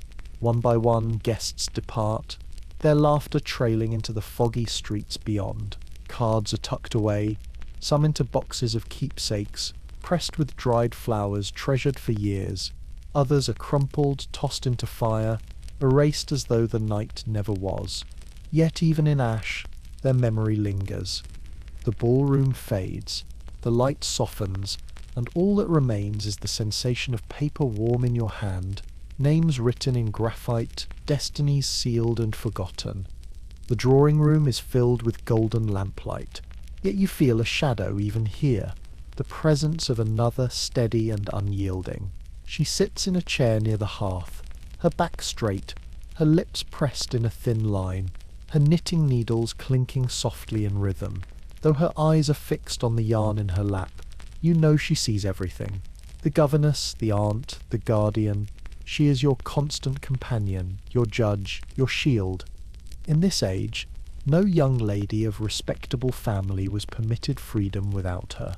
A governess or elder relative was always near, guiding, observing, ensuring that every word spoken, every glance exchanged, remained within the boundaries of propriety. To step outside unaccompanied was unthinkable. To linger too long in conversation without witness was dangerous. Her very presence declared the girl is watched, she is guarded, her virtue remains intact. You imagine yourself sitting in the parlour across from a gentleman, your words measured, your smile restrained. Between you and him, not only a tea table but the silent weight of the governess's gaze. Even when she does not speak, she shapes every sentence, every pause. Would you dare say what you truly feel under such eyes? Etiquette demanded her vigilance. Manuals insisted that a young lady should never walk unchaperoned, never ride in a carriage without supervision, never write or receive letters in secret. The governess was not only an instructor in language and manners, but a sentinel, ensuring that temptation was warded off, that family honour was preserved. A misstep meant disgrace not only for the girl but for all connected to her. And yet, behind the strictness lay contradictions. Some guardians were stern, quick to frown at a smile too wide or a laugh too free. Others were kinder, turning a blind eye to a fleeting glance, a word too warm. Some became allies, whispering advice, arranging moments of privacy disguised as errands, but always their presence was felt, whether as wall or as bridge. You feel the texture of their supervision. The air is heavy, thick, with unspoken rules. The clock ticks louder in the silence of held breath. A cough, sharp and sudden, cuts through your words, reminding you that someone listens. A glance over spectacles halts your gesture. Even the sound of knitting needles carries judgment, their steady tap-tap a reminder of time passing and eyes watching. Would you risk slipping a note under the governess's very nose, hoping her attention wandered, or would you wait, stifling your heart until her gaze turned away? Stories survive of their interventions. One young woman wrote in her diary, "He spoke to me with such warmth, but Aunt coughed before I could reply. I dared not continue, for her cough said all she could not." Another recalls a governess who intercepted letters, delivering only those she deemed acceptable. Lovers turned to codes, writing in phrases bland enough to pass scrutiny, but rich with hidden meaning to those who understood.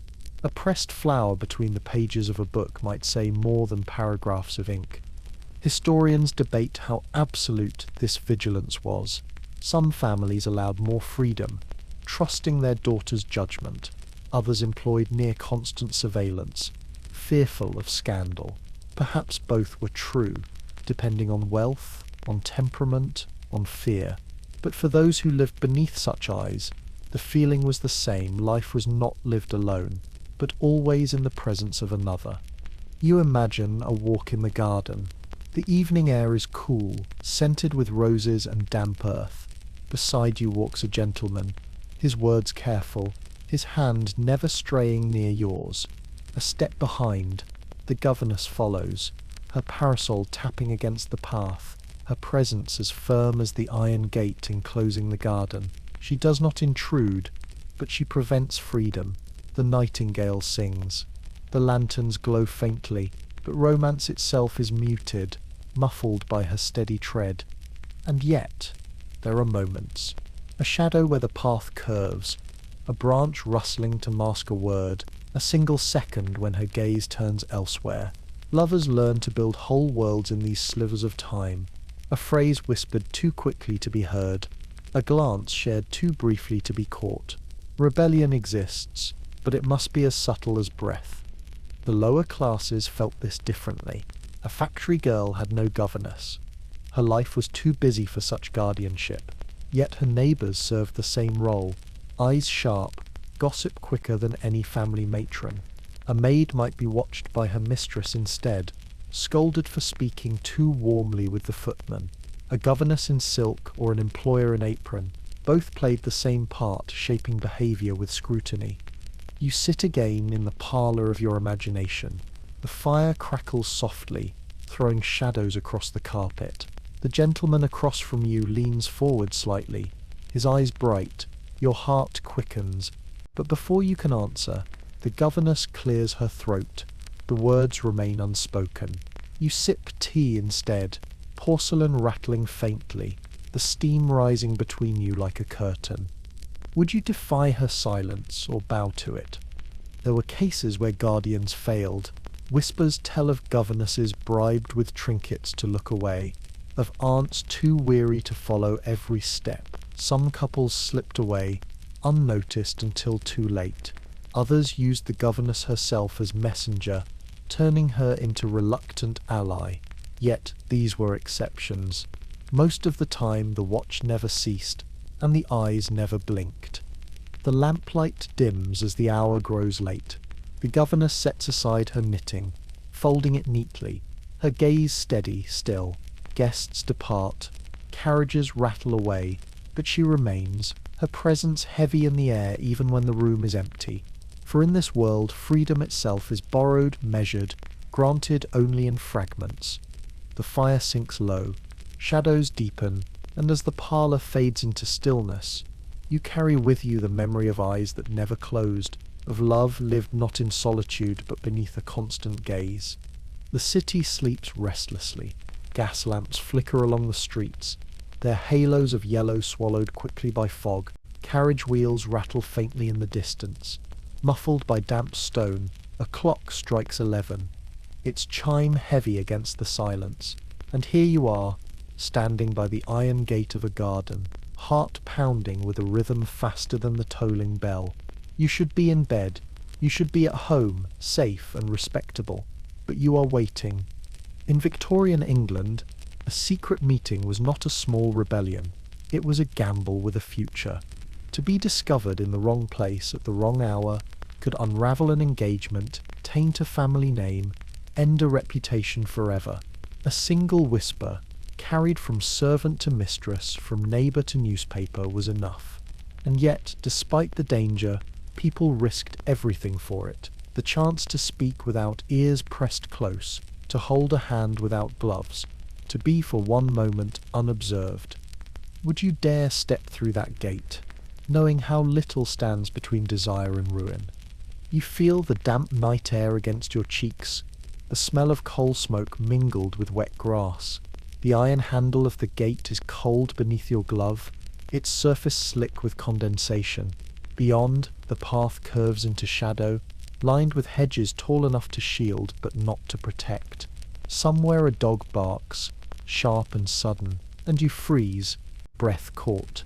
Then footsteps approach, quick but careful, and he appears, hat pulled low, coat collar raised, eyes scanning the street before meeting yours.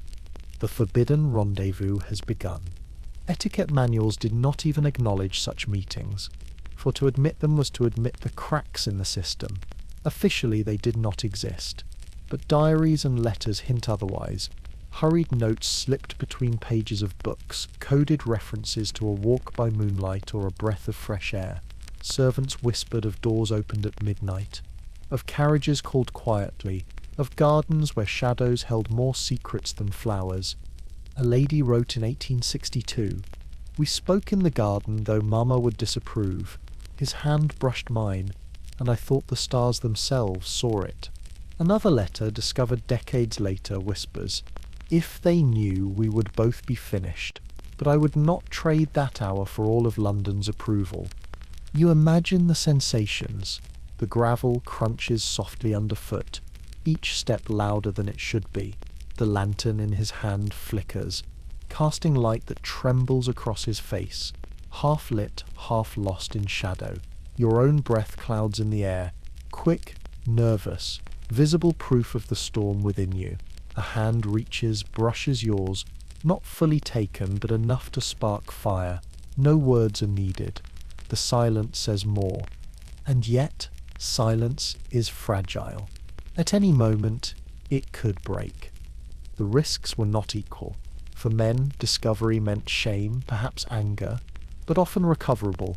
For women, discovery could mean exile from society. A young lady caught alone with a suitor risked not only her marriage prospects, but her very place in respectable life. Families withdrew daughters from seasons, sent them abroad, locked them in the silence of country estates. Rumours lasted longer than innocence. Would you risk all that for the chance of one whispered sentence in the dark? Class made its mark here too. For the wealthy, the scandal was sharper, magnified by newspapers and gossip sheets. In the middle classes, neighbours were relentless, their judgment swift. Among the poor, meetings were common, but the risk no less. A maid might lose her position, a seamstress her reputation, a factory girl her chances at marriage. The language of secrecy was universal. In alleyways, couples pressed close under the excuse of shelter. In gardens, hands met beneath branches. On staircases, a pause too long became a rendezvous. For all the variety, the pattern was the same. Love sought shadows because light was cruel.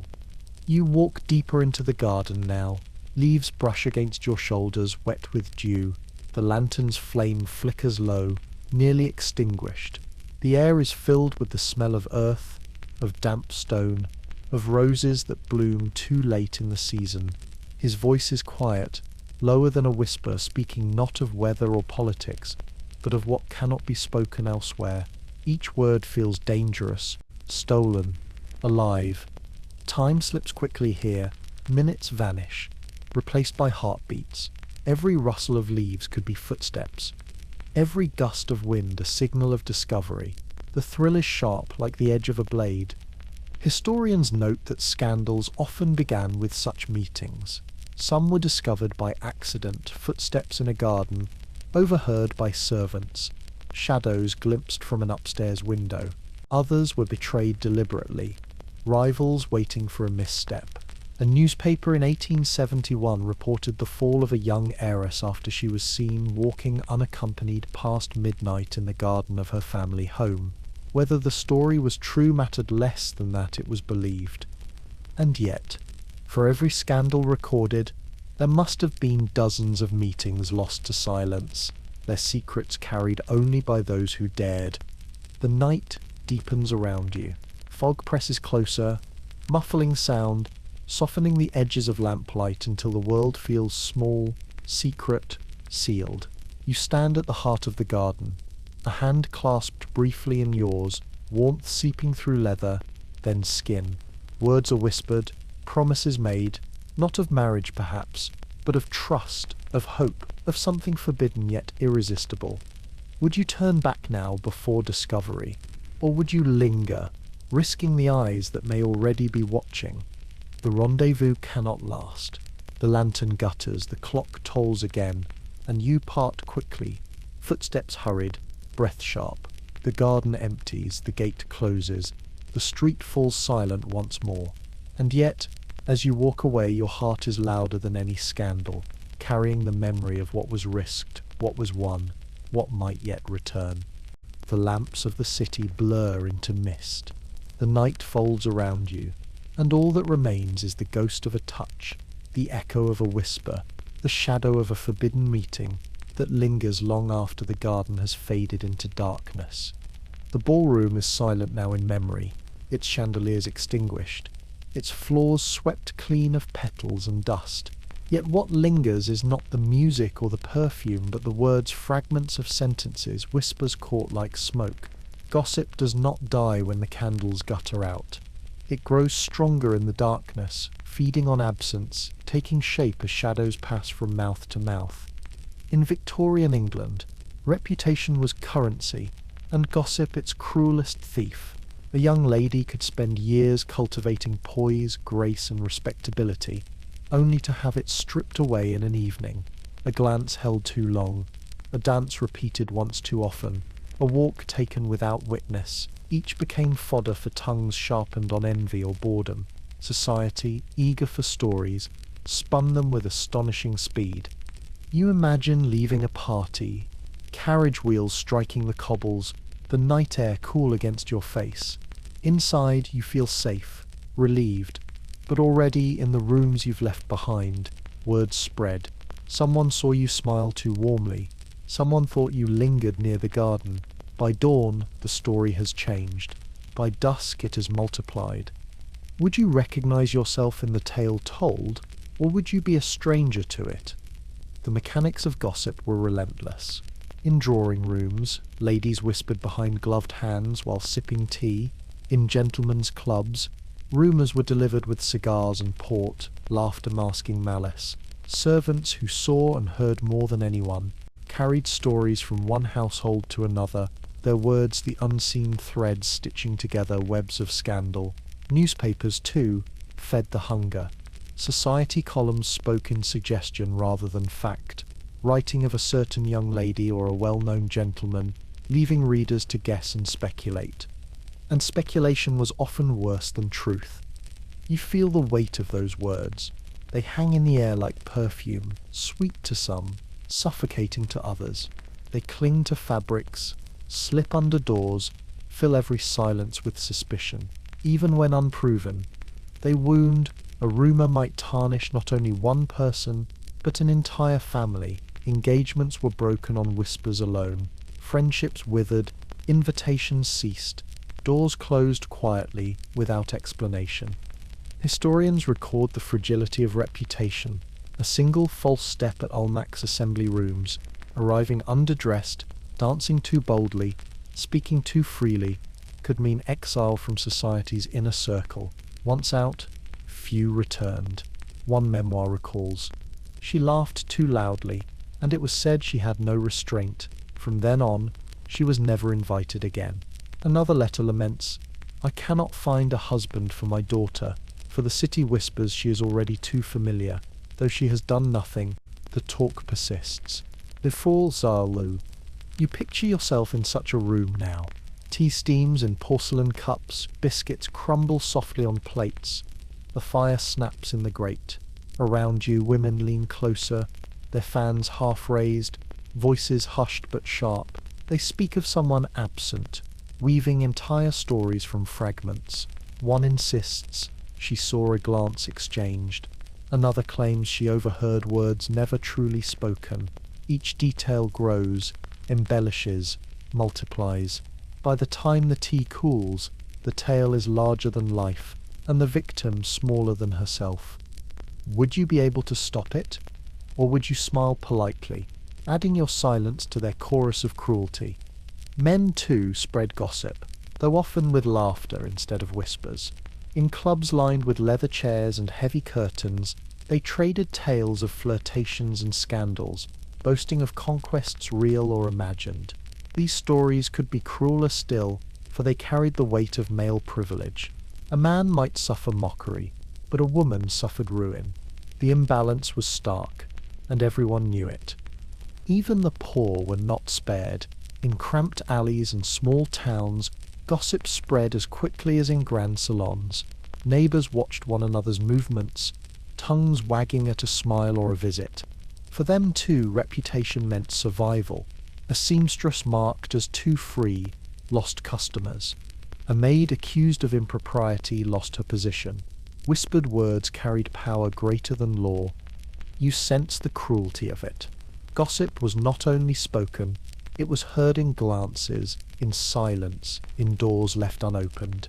Invitations to balls ceased, letters went unanswered, neighbours no longer nodded in greeting. Reputation did not shatter all at once.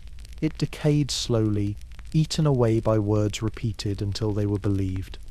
And yet, there was fascination too. People thrived on stories. They leaned closer, not out of malice perhaps, but out of hunger for drama in lives otherwise constrained. A young lady's misstep became theatre. Her pain became entertainment. It was unfair, merciless, yet unstoppable. You sit at a table in your imagination now. Cards are dealt, the click of ivory counters on polished wood fills the silence. And then, softly, a voice begins. Did you hear? Heads tilt closer. The story unfurls like smoke curling through the room, impossible to catch, impossible to dispel. You realize with dread that once spoken it cannot be taken back. The rumor is alive now, and you are powerless against it. Would you confront it, cry out against the injustice, or would you bow your head, knowing that denial only fuels the fire? Historians tell us of lives broken by such words. a family withdrawing their daughter from society after gossip spread of her impropriety in a carriage. A promising engagement ended after whispers of a secret midnight meeting. Sometimes the stories were true, often they were not. But in Victorian England, truth mattered little once words had wings. The room darkens. The fire burns low. Outside, fog presses against the windows, softening the lamps in the street. Within, voices grow quieter, but the gossip remains, lingering like smoke in fabric, impossible to wash away. And as you drift deeper into the hush, you realize that in this world, ruin is not shouted, but whispered, not proven, but believed. And belief is enough. The morning begins with quiet domestic sounds, the scrape of silver against porcelain, the whisper of pages turned, the dull thud of coals settling in the grate. Yet what truly matters lies in the folded newspaper on the table. Its edges are faintly damp with fog, its ink sharp and pungent in the air. Servants place it carefully before the master of the house, but soon all eyes drift toward the same thin column, the one that decides futures, the engagement announcements. In Victorian England, engagements were never private. To be betrothed meant more than exchanging rings and promises. It meant stepping into a spotlight where family, honour, fortune and reputation were all weighed at once. A proposal accepted in a quiet parlour became public truth the moment it appeared in print, carried by the post or whispered at church, and once announced there was no turning back without consequence. Imagine your own name in black ink, condensed to a sentence. Mr. Edward Harrington of Grosvenor Square is engaged to Miss Clara Whitfield, daughter of Mr. Henry Whitfield of Bath. Brief, factual, restrained. Yet beneath it lies a world of speculation. Who is he? How wealthy? How well connected? What dowry does she bring? Are they equal, or is someone rising too far, climbing by marriage what money or merit could not win? The city leans forward, curious, hungry. Would you feel pride swelling in your chest or dread tightening your throat? The ritual of announcing was layered. Families sent calling cards first, spreading word to relatives and close acquaintances. Tea tables buzzed with early whispers before the official lines appeared in the Times or Morning Post. Then came the flood.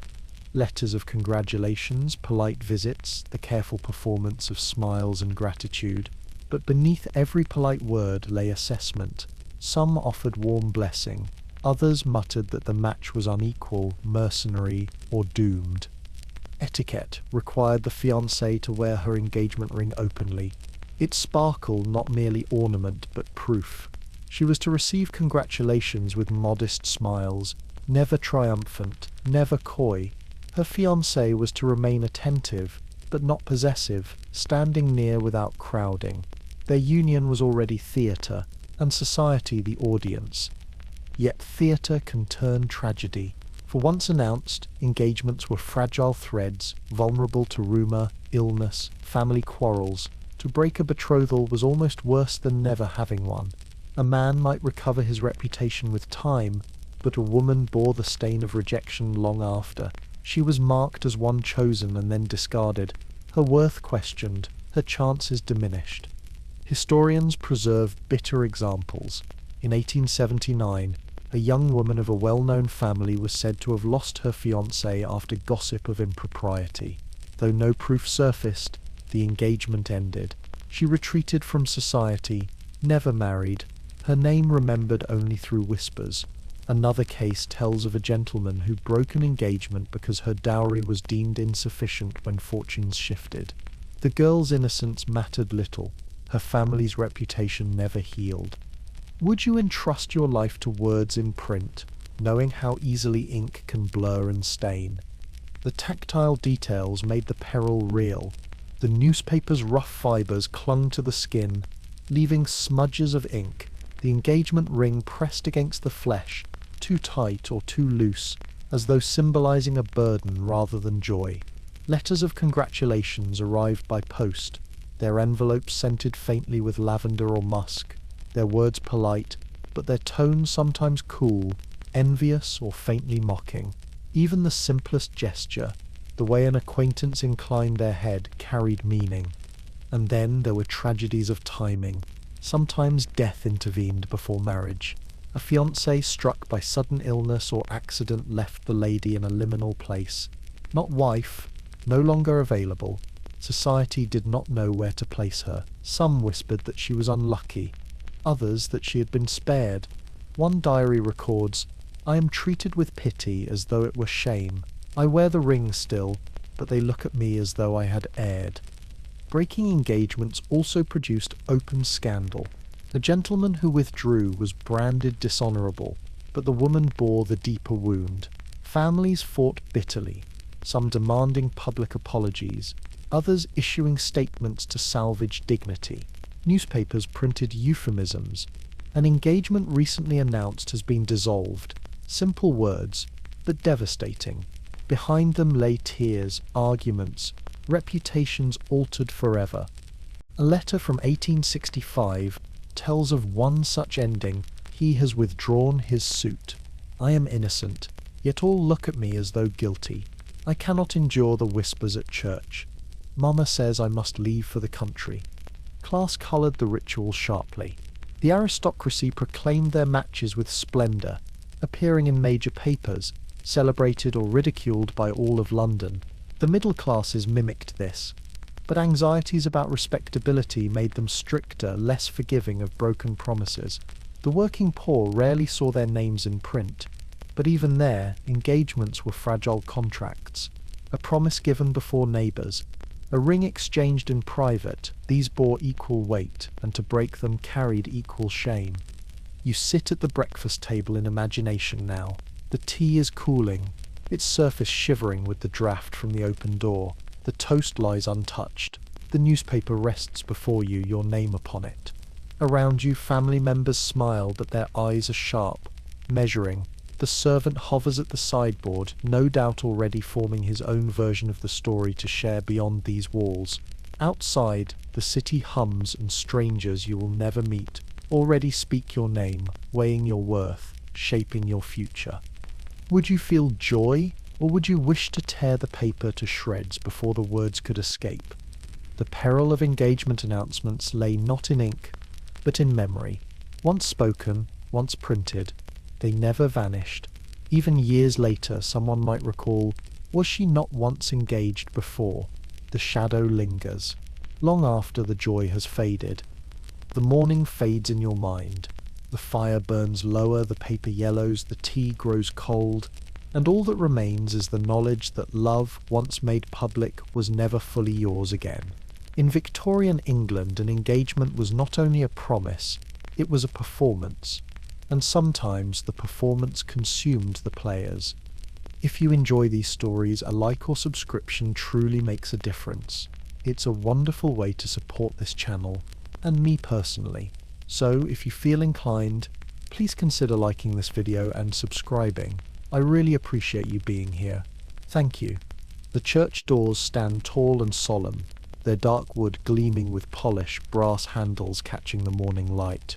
Outside, a crowd gathers already, neighbours, acquaintances, strangers drawn by curiosity. The sound of horses stamping on cobblestones mixes with the chatter of voices, the rustle of silk, the faint smell of wet stone after rain. A wedding is about to begin, and in this age it is no private vow. It is theatre, performance, scrutiny. In Victorian England, a wedding was not only the union of two hearts, it was a public declaration, a display of wealth, respectability, alliance. Every detail was observed. The quality of the bride's gown, the number of guests, the carriages that arrived in procession, the flowers decorating the altar, even smiles were weighed. Was the groom attentive enough, the bride modest enough, the family properly gracious? A misstep might echo longer than the vows themselves. Imagine standing at the church doors, the crowd pressing close, their eyes sharp, their whispers constant.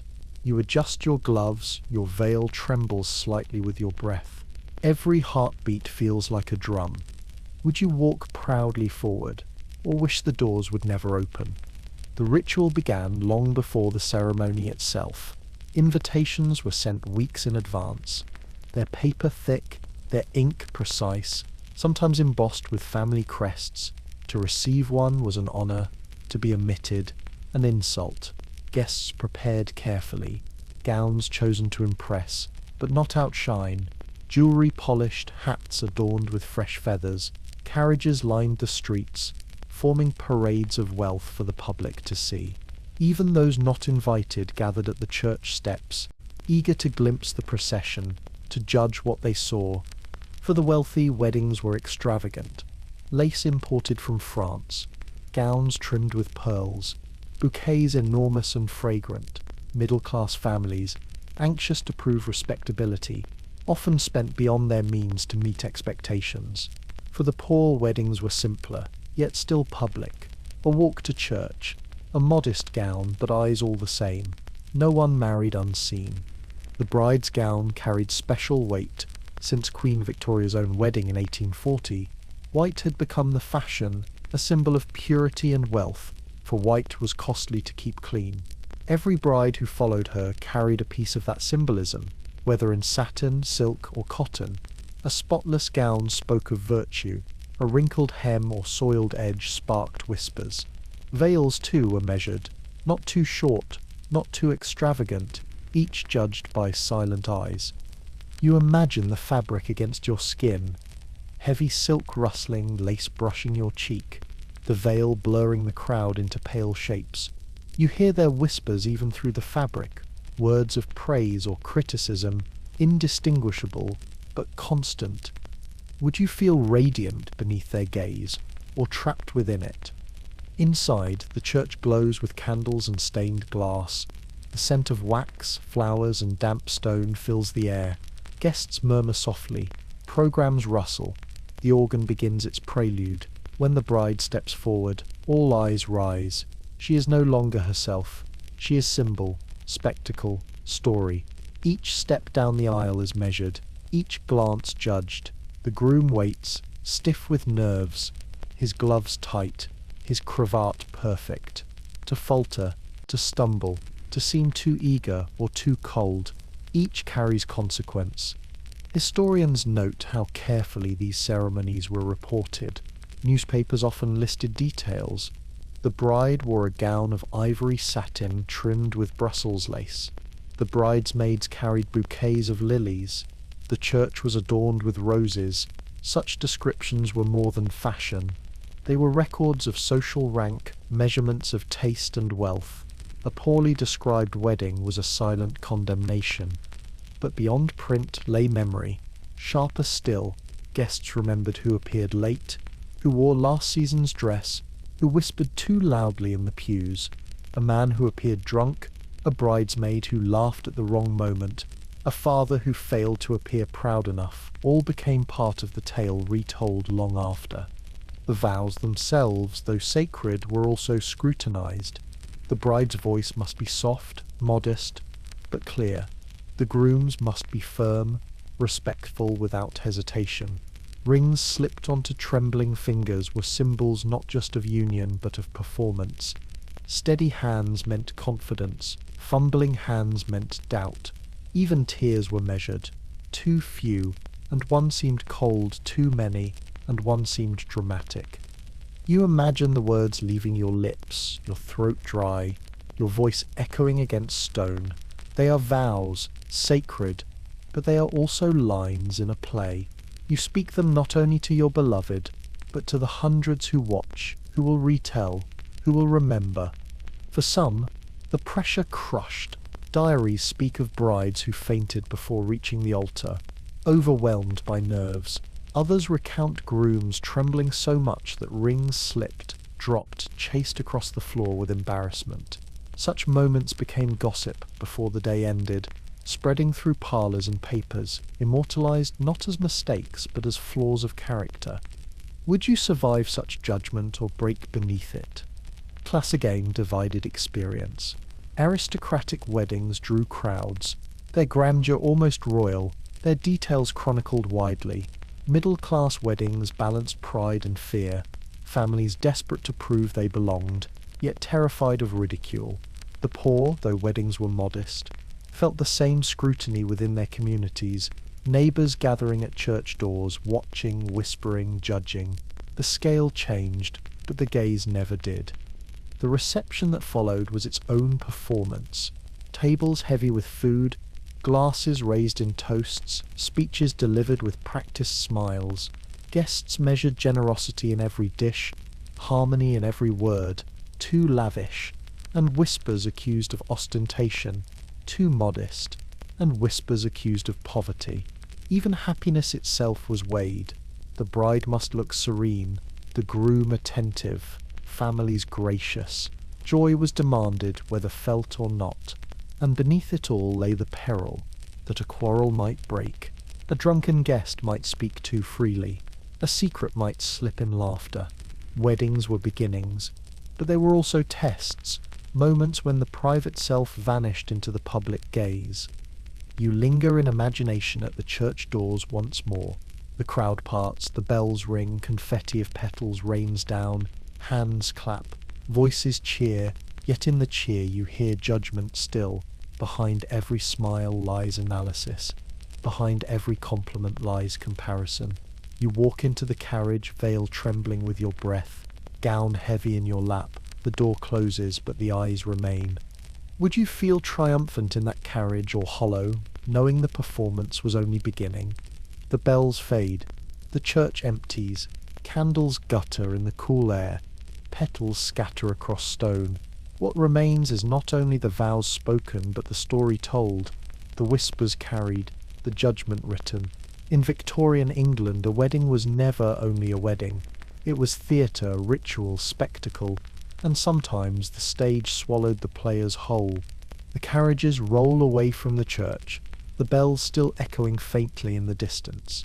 The petals have scattered on the stones, trampled by boots and hooves. At last the crowd disperses, and silence follows where hours of scrutiny had reigned. For the newly married, however, the true weight of the vows begins not in the church, but in the home. Marriage in Victorian England was both a sanctuary and a cage. It promised stability, security, and honour, but also came bound with rules so strict that daily life itself became ritual. For the husband, duty meant provision, protection, and authority. For the wife, duty meant obedience, modesty, and vigilance over the home. The vows spoken at the altar were only the beginning. What followed was a lifetime of silent expectations. Imagine arriving at your new household. The air is thick with the smell of polish and coal, the entry hall echoing with the creak of boots on tile. Servants stand ready, eyes lowered, waiting for instruction. This is not merely a dwelling, it is stage and fortress both, and you, whether bride or groom, have stepped into a role that society has already written for you. Would you embrace it, or feel its weight pressing upon your shoulders? For women, the rules were especially unyielding. The Victorian wife was expected to maintain not only the household's order, but its reputation. She oversaw servants, meals, linens, the smallest detail of domestic life. Her success was measured not by her own happiness, but by the smoothness of the household's performance. A spotless parlour, a well-prepared dinner, a polite smile, these were her currency. A neglected home was seen as moral failing, a blemish on her husband as much as herself. And above all, she was to be modest, patient, never complaining, her role one of quiet endurance. Men, too, bore expectations. A husband must provide materially, ensuring his family's comfort. He must appear respectable, sober in public, dignified in conduct. To fail in business, to gamble away fortune, to appear drunk in the street, these were not only personal flaws but betrayals of marital duty. Yet paradox lingered. Society allowed men far more freedom than women, excusing indiscretions that would destroy a wife's reputation forever. Would you accept such imbalance, or would resentment grow in silence? The private sphere was governed by unspoken rules. A husband might retreat to his study, his presence unquestioned. A wife was expected to be ever present in the drawing room, ready to receive visitors with grace. Letters were written in the husband's name, decisions made with his voice. A woman's thoughts, if spoken too boldly, might be dismissed as improper, yet she bore the hidden labour of keeping peace, smoothing quarrels, raising children, managing servants. Historians recall that many wives lived lives of ceaseless labour behind smiles. One diary confesses, "They see the table laid and call it pleasant. They do not see the nights I spend awake, planning, fearing, calculating." Another writes, "My husband speaks of duty as though it is his alone. I know my duty weighs heavier, for mine must be invisible." You picture the new couple in their home. The parlour gleams, the air faintly scented with lavender polish. A portrait of ancestors stares sternly from the wall, eyes seeming to judge whether this union upholds the family name. The wife arranges flowers in vases, her gloves already flecked with water. The husband opens the day's correspondence, his brow furrowing at news of accounts. They do not speak of their private feelings. They speak of tasks, of schedules, of propriety. Would you feel comfort in such order, or would you long for chaos, for freedom? Silent expectations extended even to affection. A wife was to be devoted, yet never too forward. A husband was to be protective, yet never too indulgent. Physical closeness was private, hidden, seldom discussed. Passion, though present, was bound by silence. To speak of it openly was indecent. To seek too much was improper.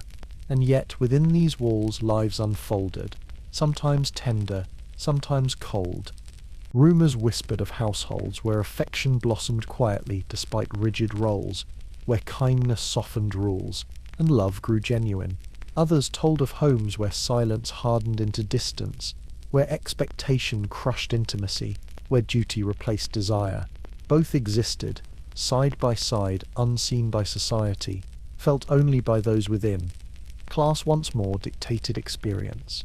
For the wealthy, duty meant endless hosting, maintaining appearances in salons, attending events as couple. For the middle classes it meant respectability above all, measured by neat homes and quiet dignity.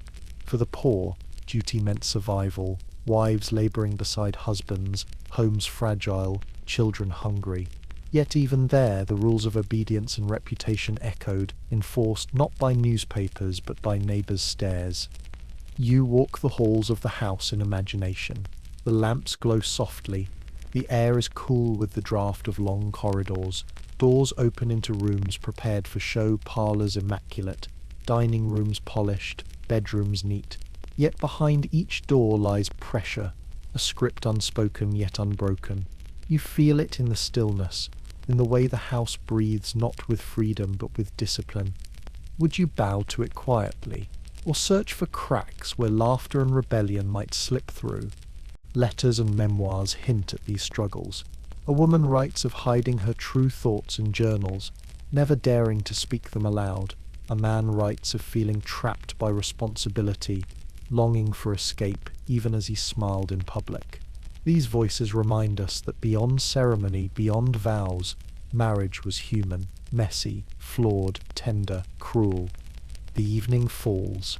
Candles burn low, shadows stretch across carpets, and the house grows silent. Husband in study, wife in chamber, both alone though together.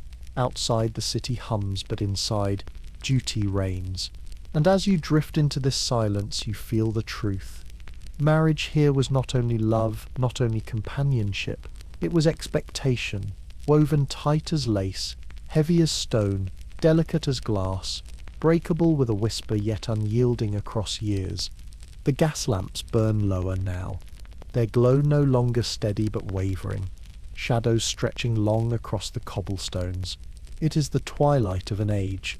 The carriages still rattle, the gowns still sweep, the fans still flick open and closed, but something in the air has shifted. Change is coming, soft at first, then firm, like a tide that cannot be stopped. By the late Victorian years, many of the strict rules that bound courtship began to fray. Industry surged, cities swelled, the pace of life quickened, telegraph wires stretched across the land, and suddenly messages travelled faster than any servant could carry a note. The world itself grew louder, faster, more connected. Against such currents, the delicate rituals of fan signals, dance cards, and chaperoned walks began to seem fragile, old-fashioned, quaint. Imagine standing at the edge of this shift.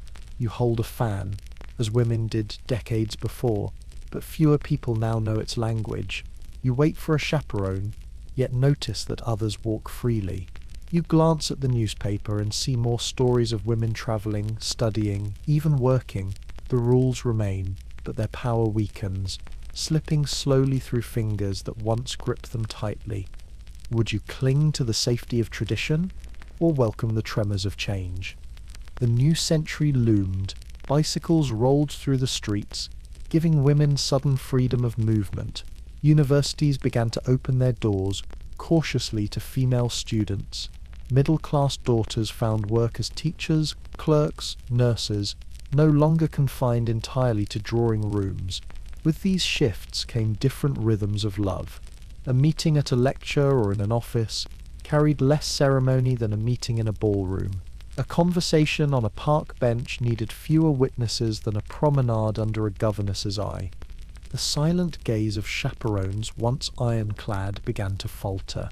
Families still demanded propriety, but whispers grew softer when couples met in brighter, freer places. Some still frowned, yet the tide moved forward. Letters, too, changed. The postal service had become swift, reliable, with multiple deliveries each day in London. A note sent at noon might be answered by evening, and though etiquette books still urged restraint, lovers increasingly bent the rules. Phrases grew warmer, signatures bolder.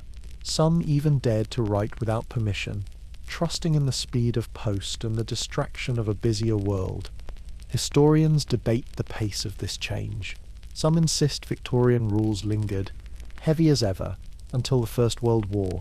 Others point to diaries that show freedoms creeping earlier, like ivy loosening stone. Perhaps both are true. Some families clung fiercely to tradition, while others let the world seep in, reshaping daily life. You walk now through London streets in your imagination. The fog is the same, but the rhythm is different. Women stride more quickly, their skirts shorter, their hats simpler. Men tip their hats, but the gesture feels lighter, less commanding. The shops display bicycles, telegraph sets, and ready-made dresses instead of only silks and lace. The city itself hums with change, and within it, the rules of love shift too. Would you feel relief at this loosening, or fear watching the scaffolding of certainty begin to fall away? Even in marriage, expectations bent. Wives still managed homes, but more began to demand voice in decisions. Husbands still carried authority, but faced challenges from a world where women spoke louder, worked harder, claimed more space. Some couples adjusted with grace, finding balance. Others fought bitterly, clashing over freedom and control. The Victorian household, once fortress of obedience, became a place of negotiation. Yet change did not erase memory. The rituals of earlier decades lingered as shadows. Women still kept pressed flowers from dance cards, yellowed letters tied in ribbon, engagement notices cut from old newspapers. Men remembered the pressure of balls, the gaze of governesses, the weight of public judgment. These relics whispered of a time when love was more spectacle than secret, more performance than freedom. And perhaps, even as rules faded, some longed for their certainty. For though the rules were harsh, they gave shape. They promised safety within boundaries, a clear path, even if narrow. To step into freedom meant also to step into uncertainty. You sit at a writing desk in imagination. Before you lies a fan, old and cracked, its ivory ribs chipped, its painted silk faded. Beside it, a yellow dance card, its name smudged almost to invisibility. A folded newspaper clipping rests nearby, the print faint but legible. The engagement is announced of. They are relics, fragile, yet once they held futures. Your fingers trace them, and you wonder, would you have survived beneath their rules or flourished now, in a freer age? The century turns. The fog lifts slowly from the Thames, and the bells toll midnight. The gas lamps flicker one last time before electric light takes their place. The old rules do not vanish all at once, but fade piece by piece, until they are memories, stories, curiosities whispered in museums or novels. And yet, they live still, in fragments, in the careful way someone pauses before speaking, in the thrill of secrecy, in the ache of reputation lost. For though the rituals changed, the heart that longed, feared, desired, remained the same. The night deepens now in your mind. The city softens into stillness. The relics of the past rest on the desk, their voices fading into silence. You close your eyes, and the world of Victorian rules dissolves, leaving only breath, warmth, safety. The gaze of society is gone. The whispers are gone. The stage is gone. All that remains is quiet. The lamps of the Victorian world fade now, their glow slipping into memory. The gaslight, the fans, the carriages, the heavy doors of ballrooms all dissolve like smoke. The streets empty, the whispers quiet, the endless rules of propriety loosen and vanish. What felt sharp, suffocating, and heavy softens into nothing but distant echoes. You are no longer watched. No governess clears her throat. No crowd studies your gown. No neighbour whispers your name over tea. The eyes of the past close gently, and you remain here in your own quiet, wrapped in warmth, safe from judgment. Breathe slowly. Each breath pulls you further from that world. The sound of your breath is steady, deeper now, softer. The weight of duty slips away. The noise of gossip fades. The air feels clearer, the silence wider. Imagine the fan in your hand turning to mist. The dance card, once heavy with names, melts into air. The newspaper clipping, once sharp with ink, blurs until it is only blank paper drifting away. Nothing holds you now.